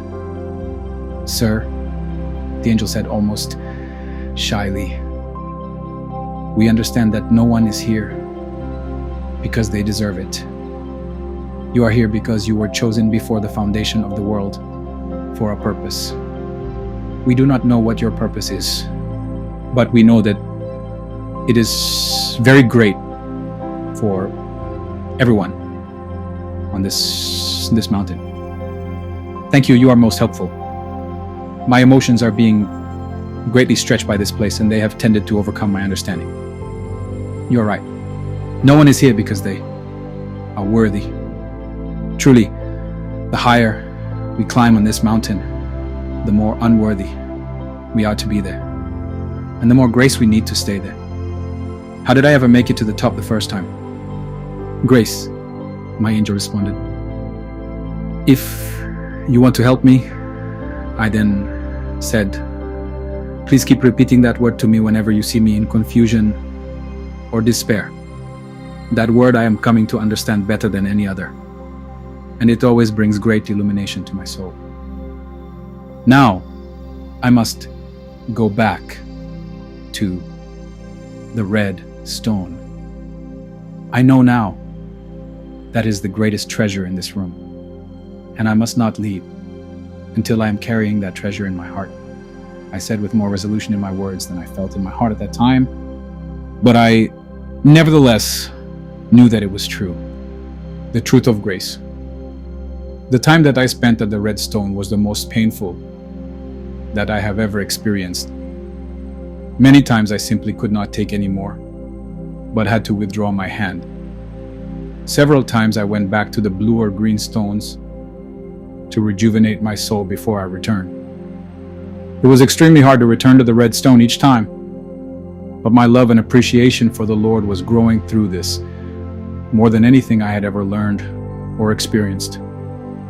Finally, when the presence of the Father departed from Jesus on the cross, I could not stand it anymore. I quit. I could tell that the angels, who were also experiencing what I was, were in full agreement. The willpower to touch the stone again simply was not in me anymore. I didn't even feel like going back to the blue stone. I just laid on the floor, weeping over what the Lord had gone through. I also wept because I knew that I had deserted him, just like his disciples. I failed him when he needed me the most, just like they did. After what seemed like several days, I opened my eyes. Another eagle was standing beside me. In front of him were 3 stones, one blue, one green, and one red. Eat them, he said. When I did, my whole being was renewed, and both a great joy and great soberness flooded my soul. When I stood up, I caught sight of the same 3 stones, set into the handle of my sword, and then on each of my shoulders. These are now yours forever, the eagle said. They cannot be taken from you, and you cannot lose them. But I did not finish this last one, I protested. Christ alone will ever finish that test, he replied. You have done well, but you must go on now. Where to? I asked. You must decide, but with time getting shorter, I will suggest that you try to get to the top soon, the eagle replied as he departed in an obvious hurry. Then I remembered the doors. I immediately started toward the doors that had been so appealing. When I reached the first one, it simply did not appeal to me anymore. Then I went to another, and it felt the same. Something seems to have changed. Oh, I remarked out loud. You have changed. The entire troop of angels replied at once. I turned to look at them and was amazed at how much they had changed. They no longer had the naive look they had before, but were now more regal, wise looking than any of the angels I had seen. I knew they reflected what had also taken place in me, but I now felt uncomfortable just thinking about myself. I ask for your counsel, I said to the leader. Listen to your heart, he said. That is where these great truths now abide. I have never been able to trust my own heart, I responded. It is subject to so many delusions. deceptions, and selfish ambitions that it is hard to even hear the Lord speaking to me about the clamor of it. Sir, with the red stone now in your heart, I do not believe that will continue to be the case, the leader offered with uncharacteristic confidence. I leaned again to the wall, thinking that the eagle was not here when I needed him the most. He had been this way before, and we would know which door to choose. As I pondered, the terrible door was the only one that I could think of. Out of curiosity, I decided to go back and look at it. I had departed from it so fast the first time that I had not even noticed which truth it represented. As I approached it, I could feel the fear welling up inside of me, but not nearly as bad as the first time. In great contrast to the others, it was very dark around this door, and I had to get very close to read the truth over it. Mildly surprised, I read the judgment seat of Christ. Why is this truth so fearful? I asked aloud, knowing that the angels would not answer me. As I looked at it, I knew that it was the one I should go through. There are many reasons that it is fearful. The familiar voice of the eagle responded. I'm glad you came back. I replied, have I made a bad choice? No, you have chosen well. This door will take you back to the top of the mountain faster than any other. It is fearful because the greatest fear in the creation has a source through that door, the holy fear of God. The greatest wisdom that men can know in this life or in the life to come are found through those doors, but very few will go through them. But why is this door so dark? I asked. The light of these doors reflect the attention that the church is presently giving to the truths behind them. The truth behind that door is one of the most neglected of these times, but it is one of the most important. You will understand when you enter. The greatest authority that men can receive will only be entrusted to those who will go through this door. When you see Christ Jesus sitting on this throne, you too will be prepared to sit with him on it. Then this door would not be so dark and forbidding if we had just given more attention to this truth. That is correct. If men knew the glory that is revealed behind that door, it would be one of the most brilliant. The eagle lamented. However, it is still a difficult door to pass through. I was told to return and encourage you, because you will soon need it. You will see a greater glory, but also a greater terror than you have ever known. But know that because you have chosen the difficult way now, it will be much easier for you later. Because you are willing to face this hard truth now, you will not suffer loss later. Many love to know his kindness, but very few are willing to know his severity. If you do not know both, you will always be in danger of deception and a fall from his great grace. I know that I could never come here if I had not spent the time that I did at the Red Stone. How could I keep trying to take the easy way when that is so contrary to the nature of the Lord? But now you have chosen, so go quickly. Another great battle is about to begin, and you are needed at the front. The judgment seat of Christ. I gazed one final time around the huge room inside of the mountain.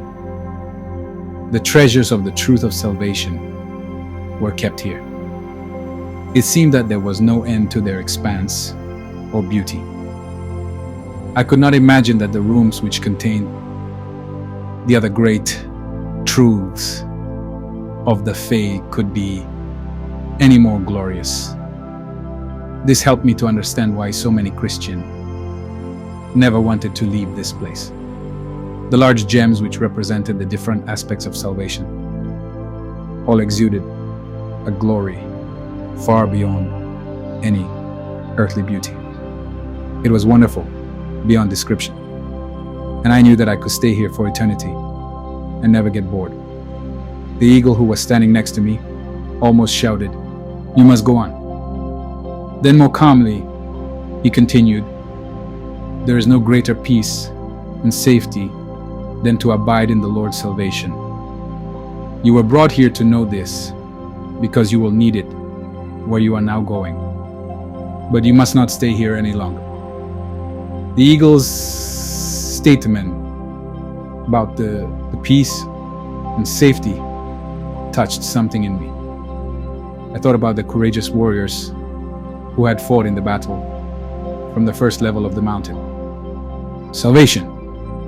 They had fought so well and delivered so many, but they had also all been badly wounded. Then the eagle again interrupted my thoughts, as if he were listening to them. God has a different definition of peace and safety than we do. To be wounded in the fight is a great honor. That is why the Apostle Paul boasted of his beatings and stonings.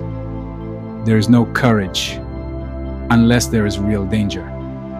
The Lord said he would go with Joshua to fight for the promised land, but over and over exhorted him to be strong and courageous, because he was going to have to fight and there would be dangers. It is in this way the Lord proves those who are worthy of the promises they love God and his provision more than their own security. Courage is a demonstration of true faith. The Lord never promised that his way would be easy, but it would be worth it. The courage of those who fought from the level of salvation moved the angels of heaven to esteem what God has wrought in the fallen race of men. They took their wounds in the terrible onslaught, but they did not quit and they did not retreat. Even so, by climbing the mountain, you were able to fight with an authority that ultimately freed even more souls. Many more souls will fill these rooms to the great joy of heaven if you go on. I then turned and looked at the dark and forbidding door over which was written, "The Judgment Seat of Christ." Just as warmth and peace had flooded my soul each time I looked at this door. Everything in me wanted to stay in this room, and nothing in me wanted to go through that door. Again, the eagle answered my thoughts. Before you enter the door to any great truth, you will have these same feelings. You even felt that way when you entered into this room to the treasures of salvation. These fears are the result of the fall. They are the fruit of the tree of the knowledge of good and evil. The knowledge from that tree made us all insecure and self-centered. The knowledge of good and evil makes the true knowledge of God seems fearful, when in fact every truth from above leads to an even greater peace and security. Even the judgments of God are to be desired, because all of his ways are perfect. By now I had experienced enough to know that what seems right is often the least fruitful path, and sometimes the road to tragedy.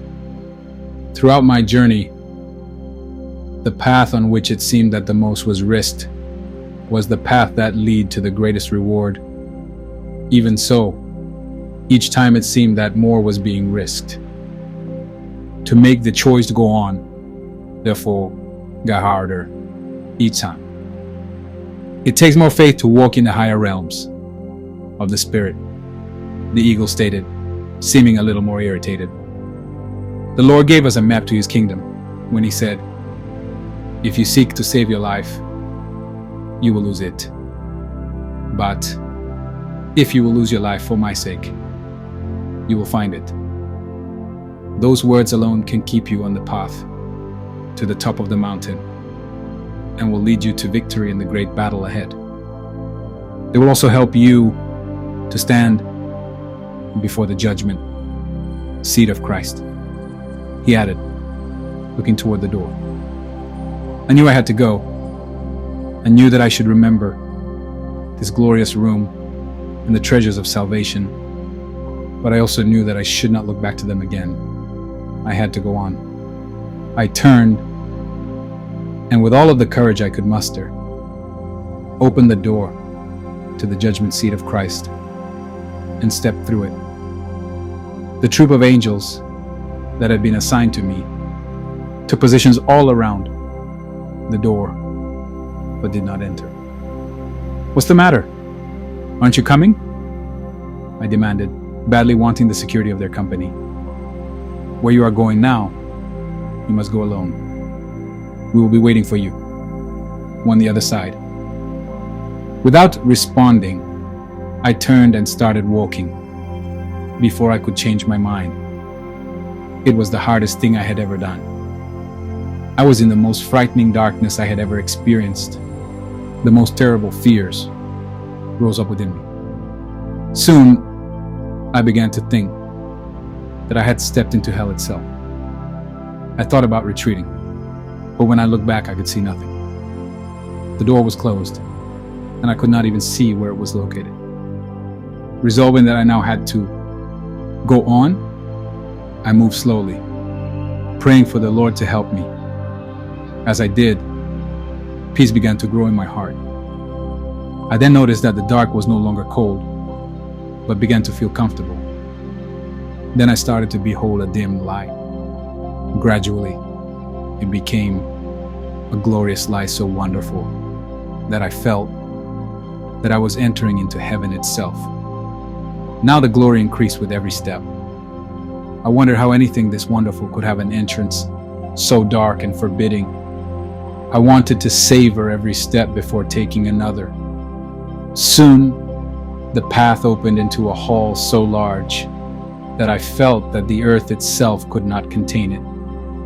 The beauty of it could not even be imagined by human architects. I had never experienced anything like what filled my soul as I beheld this room. At the far end was the source of the glory that emanated from everything else in the room. I knew that it was the Lord, and I was a little bit afraid as I began to walk toward Him. I did not even think about how great the distance was. It was all so wonderful that I felt that I could walk forever and enjoy every step. In earthly terms, that somehow did not relate to here. It would have taken me many days to reach the throne. My eyes were so fixed on the glory of the Lord that I had walked a long time before I noticed that I was passing multitudes of people who were standing in ranks to my left.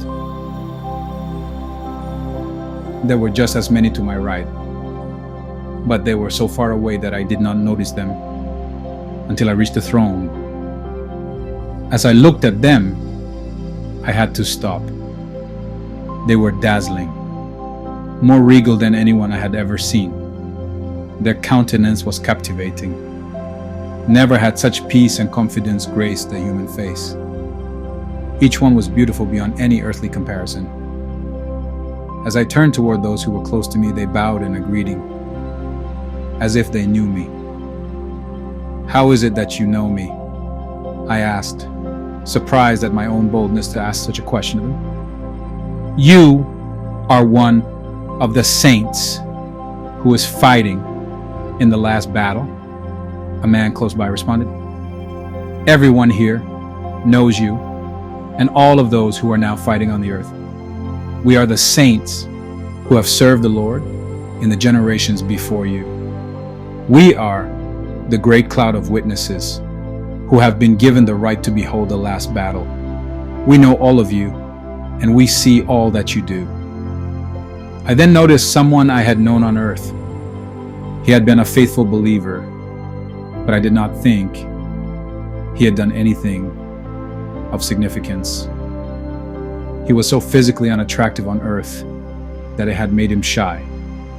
Here he had the same features, but was somehow more handsome than any person I had known on earth. He stepped up to me with an assurance and dignity that I had never seen in him or anyone before. Heaven is much greater than we could have dreamed while on earth, he began. This room is but the threshold of realms of glory that are far beyond the ability we had to comprehend. It is also true that the second death is much more terrible than we understood. Neither heaven or hell are like we thought they were. If I had known on earth what I know here, I would not have lived the way that I did. You are blessed with a great grace to have come here before you have died, he said while looking at my garments. I then looked at myself. I still had the old mantle of humility on, with the armor under it.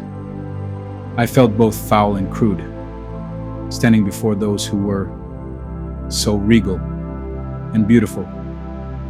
I began to think that I was in serious trouble if I was going to appear before the Lord like this. Like the eagles, my old acquaintance could understand my thoughts, and he replied to them, "Those who come here wearing that mantle have nothing to fear. That mantle is the highest rank of honor, and it is why they all bowed to you while you passed." "I did not notice anyone bowing to me," I replied, a bit disconcerted. "It is not improper," he continued. "Here we show each other the respect that is due. Even the angels serve us here, but only our God and His Christ are worshipped." I was still ashamed. I had to retrain myself to keep from bowing to these glorious ones, while at the same time wanting to hide myself because I looked so bad. Then I began lamenting the fact that my thoughts here were just as foolish here as they were on earth, and here everyone knew them. I felt both stained and stupid standing before these who were so awesome and pure. Again, my old acquaintance responded to these thoughts. "We have our incorruptible bodies now, and you do not. Our minds are no longer hindered by sin. We are therefore able to comprehend many times what even the greatest earthly mind can fathom, and we will spend eternity growing in our ability to understand. This is so that we can know the Father and understand the glory of His creation. On earth, you cannot even begin to understand what the least of these here know, and we are the least of those here." "How could you be the least?" I asked with disbelief. There is an aristocracy here. The rewards for our earthly lives are the eternal positions that we have here. This great multitude here are those whom the Lord called foolish virgins. We knew the Lord and trusted in His cross for deliverance from damnation, but we did not really live for Him but for ourselves. We did not keep our vessels filled with the oil of the Holy Spirit.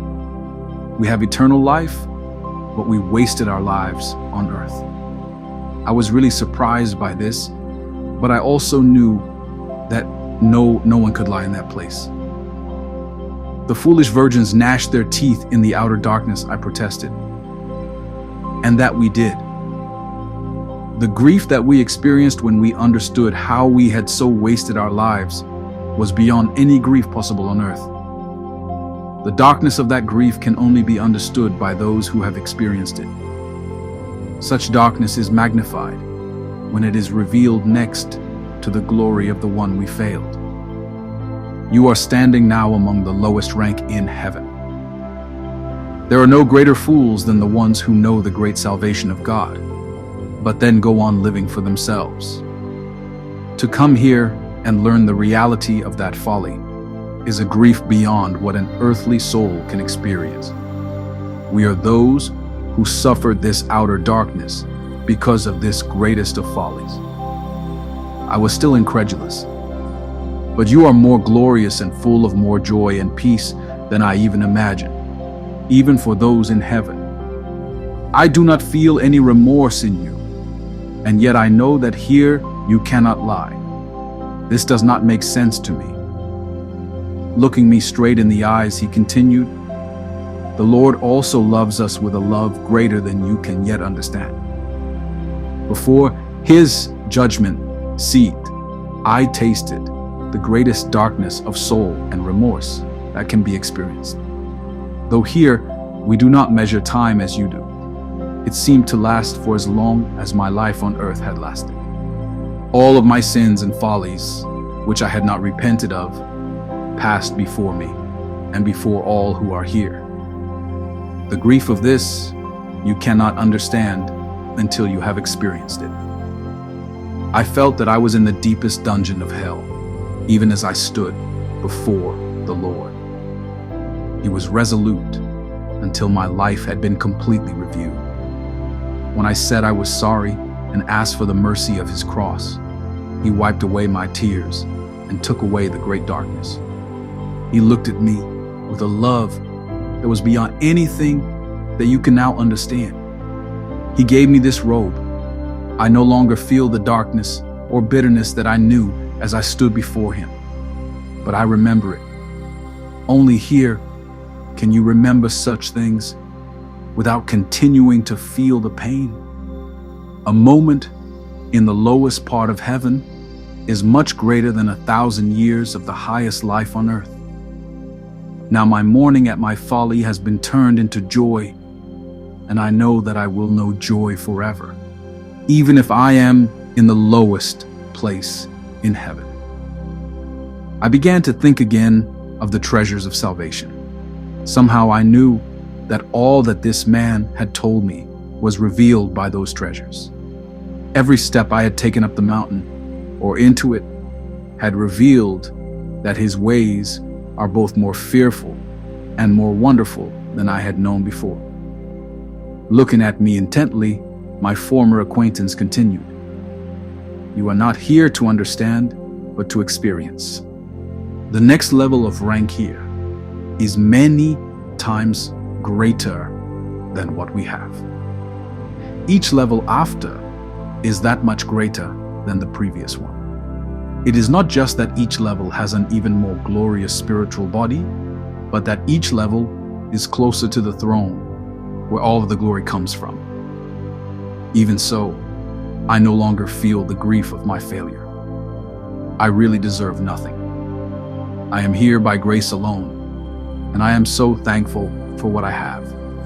He is so worthy to be loved.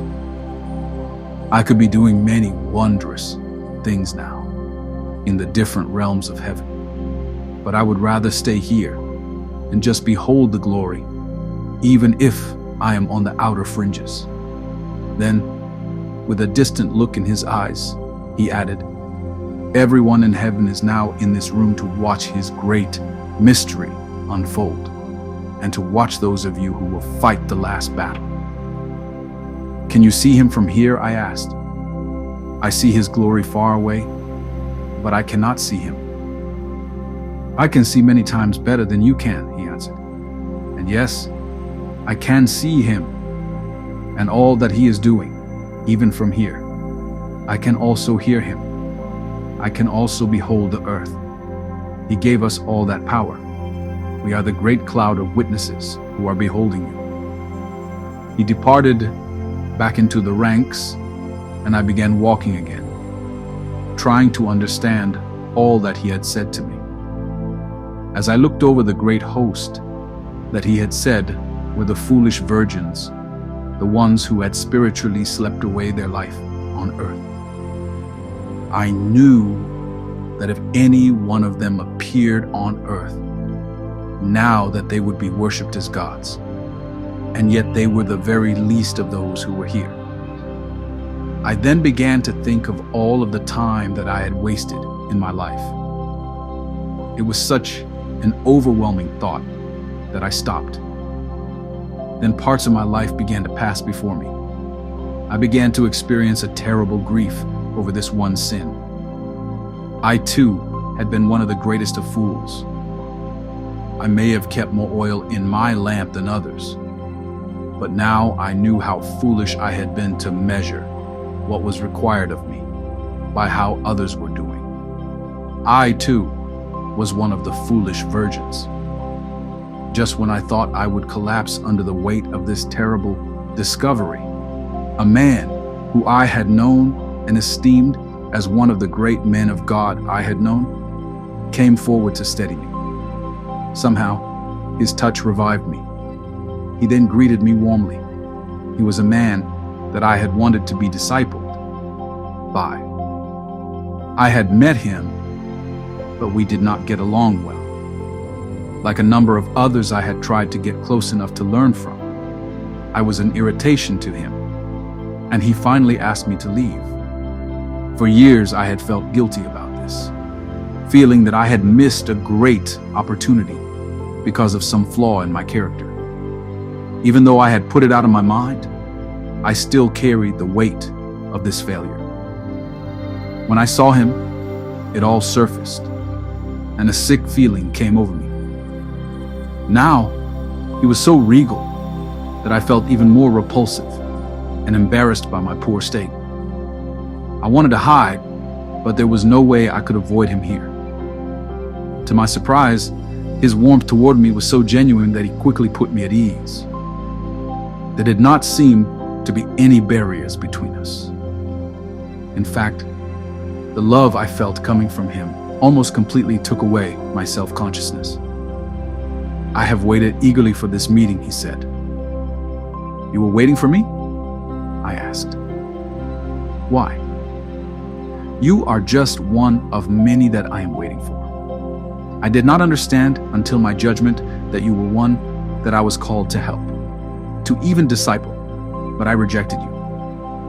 Sir, I protested, it would have been a great honor to be discipled by you, and I am very thankful for the time that I did have with you. But I was so arrogant, I deserved your rejection. I know that my rebellion and pride has kept me from ever having a real spiritual father. This was not your fault, but mine. It is true that you were prideful, but that is not why I was offended with you. I was offended because of my insecurity, which made me want to control everyone around me. I was offended that you would not accept everything that I said without questioning it. I then started to look for anything that was wrong with you to justify my rejection. I began to feel that if I could not control you, that you would one day embarrass me and my ministry. I esteem my ministry more than I did the people for whom it was given to me. So I drove many like you away, he said. With a genuineness that is unknown in the realms of earth, he continued, all children are rebellious and think that the world revolves around them. That is why they need parents to raise them. Almost every child will at times bring reproach on his family, but he is still a part of the family. I turned away many of God's own children that he had entrusted to me for getting them safely to maturity. I failed with most of them. Most of them suffered terrible wounds and failures that I could have helped them to avoid. Many of them are now prisoners of the enemy. I built a large organization and had considerable influence in the church, but the greatest gifts that the Lord trusted to me were the ones who were sent to me for discipline, many of whom I rejected.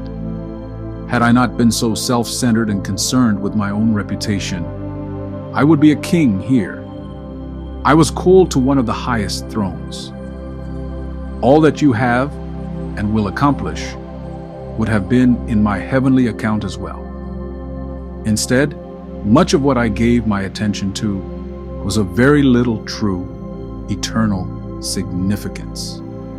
What looks good on earth looks very different here. What will make you a king on earth will often be a stumbling block to keep you from being a king here.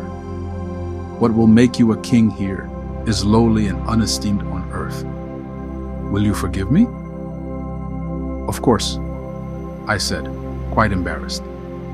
But I too am in need of your forgiveness. I still think that it was my awkwardness and rebellion that made it difficult for you. It is true that you were not perfect, and I discerned some of your problems rightly, but that is never cause for rejection, he replied.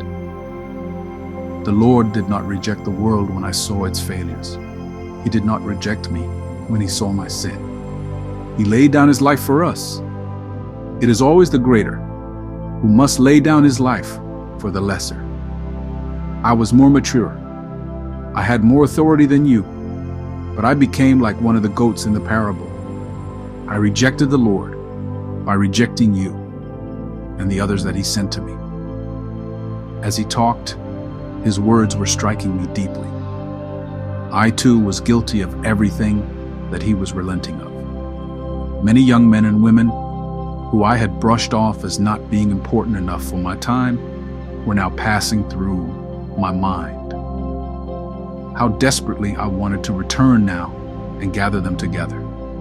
This grief that I began to feel was even worse than I had felt about wasting time. I had wasted people. Now many of these were prisoners of the enemy, wounded and captured during the battle on the mountain. This whole battle was for people, and yet people were often regarded as the least important. We will fight for truths more than for the people for whom they are given. We will fight for ministries while running roughshod over the people in them. And many people think of me as a spiritual leader. I am truly the least of the saints, I thought to myself. I understand how you feel, remarked another man I recognized as one I considered one of the greatest Christian leaders of all time. Paul the Apostle said near the end of his life that he was the least of the saints. Then just before his death, he even called himself the greatest of sinners. Had he not learned that in his life on earth, he too would have been in jeopardy of being one of the least of the saints in heaven? Because he learned it on earth, he is now one of those closest to the Lord and will be one of the highest in rank for all of eternity. Seeing this man in the company of the foolish virgins was the greatest surprise I had yet. I cannot believe that you too are one of the foolish who slept away their lives on earth. Why are you here? I am here because I made one of the most grave mistakes you can make as one entrusted with the glorious gospel of our Savior.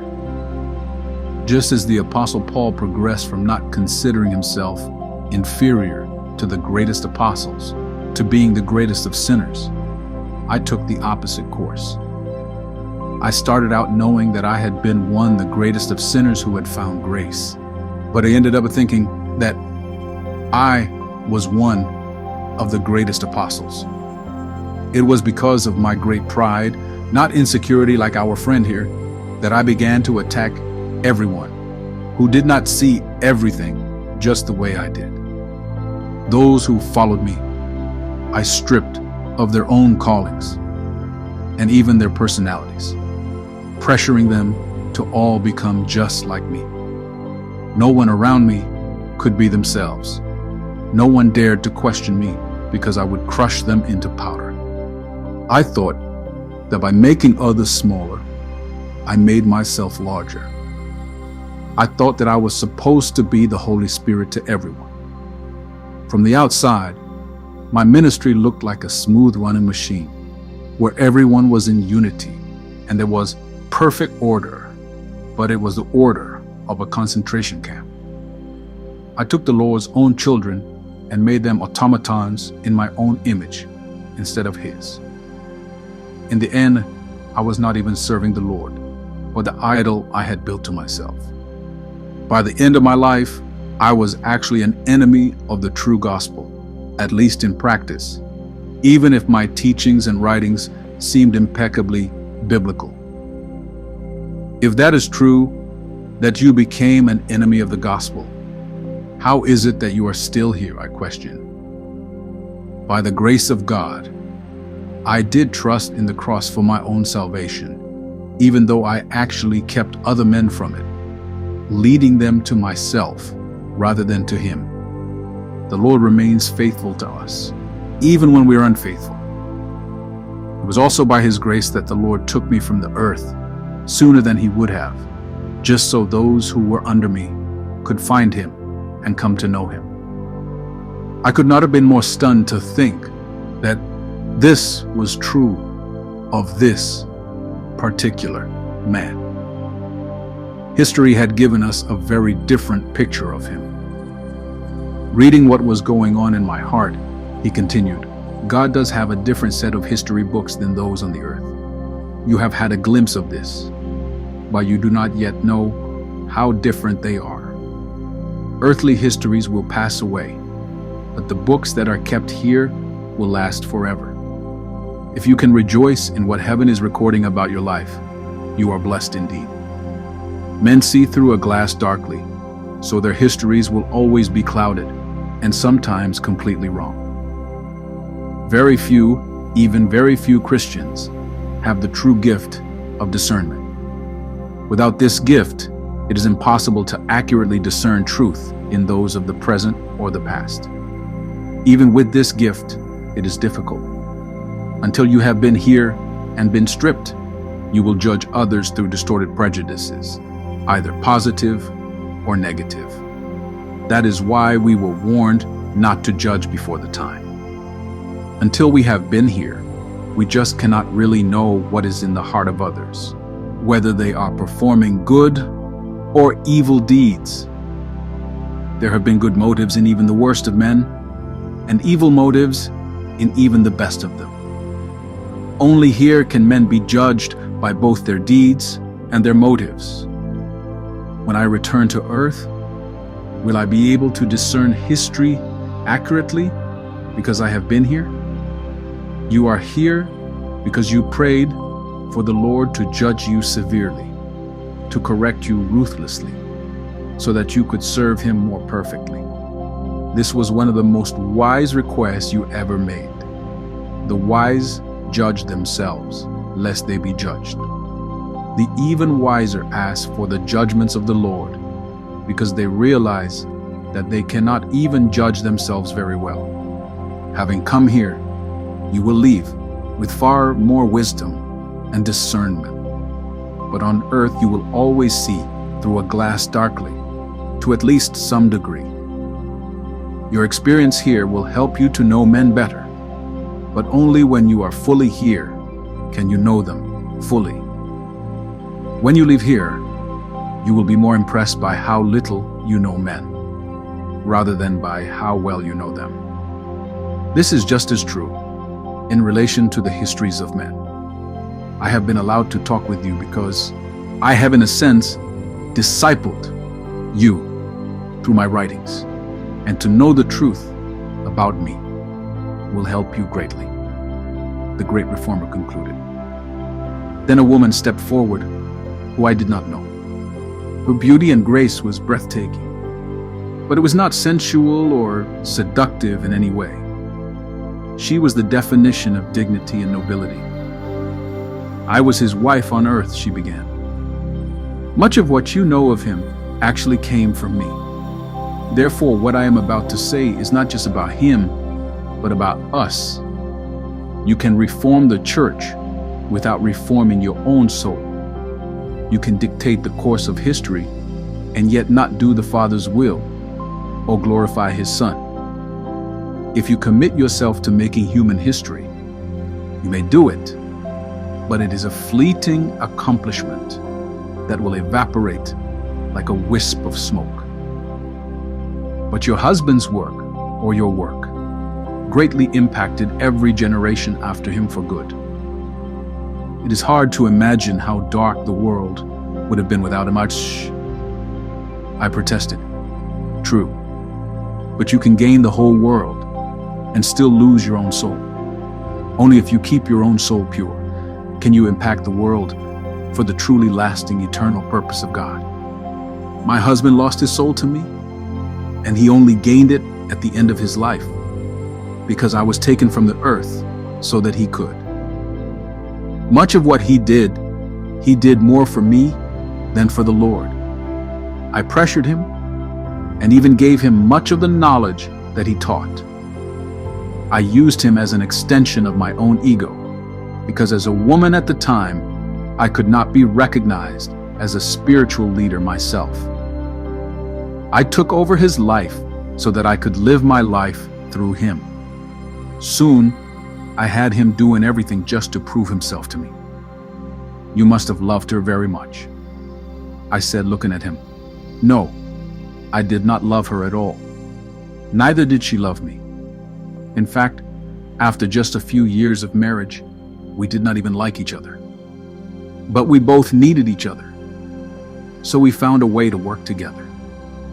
The more successful we became in this way, the more unhappy we became, and the more deception we used to fool those who followed us. We were empty wretches by the end of our lives. The more influence that you gain by your own self-promotion, the more striving you must do to keep your influence, and the more dark and cruel your life will become. Kings feared us, but we feared everyone, from the kings to the peasants.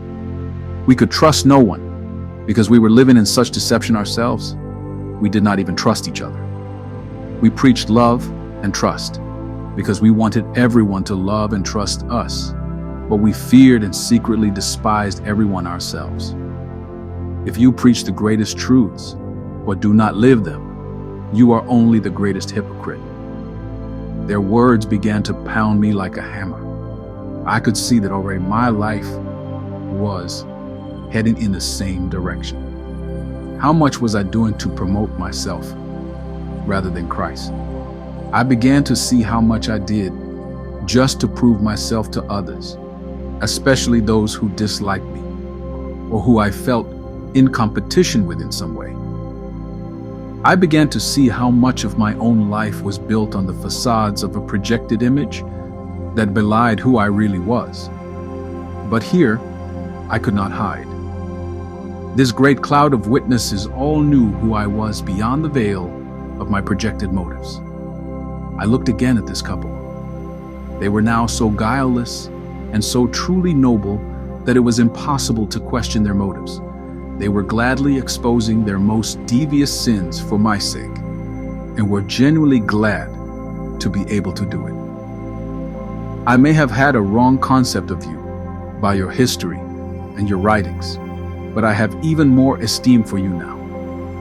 I pray that I can carry from this place the integrity and freedom that you have now. I'm tired of trying to live up to projected images of myself. How I long for that freedom. I lamented, wanting desperately to remember every detail of this encounter. Then the famous reformer offered a final exhortation. Do not try to teach others to do what you are doing yourself. Reformation is not just a doctrine. True reformation only comes from union with the Savior. When you are yoked with Christ, carrying the burdens that He gives you, He will be with you and carry them for you. You can only do His work when you are doing it with Him, not just for Him. Only the Spirit can beget that which is spirit. If you are yoked with Him, you will do nothing for the sake of politics or history. Anything that you do because of political pressures or opportunities will only lead you to the end of your true ministry.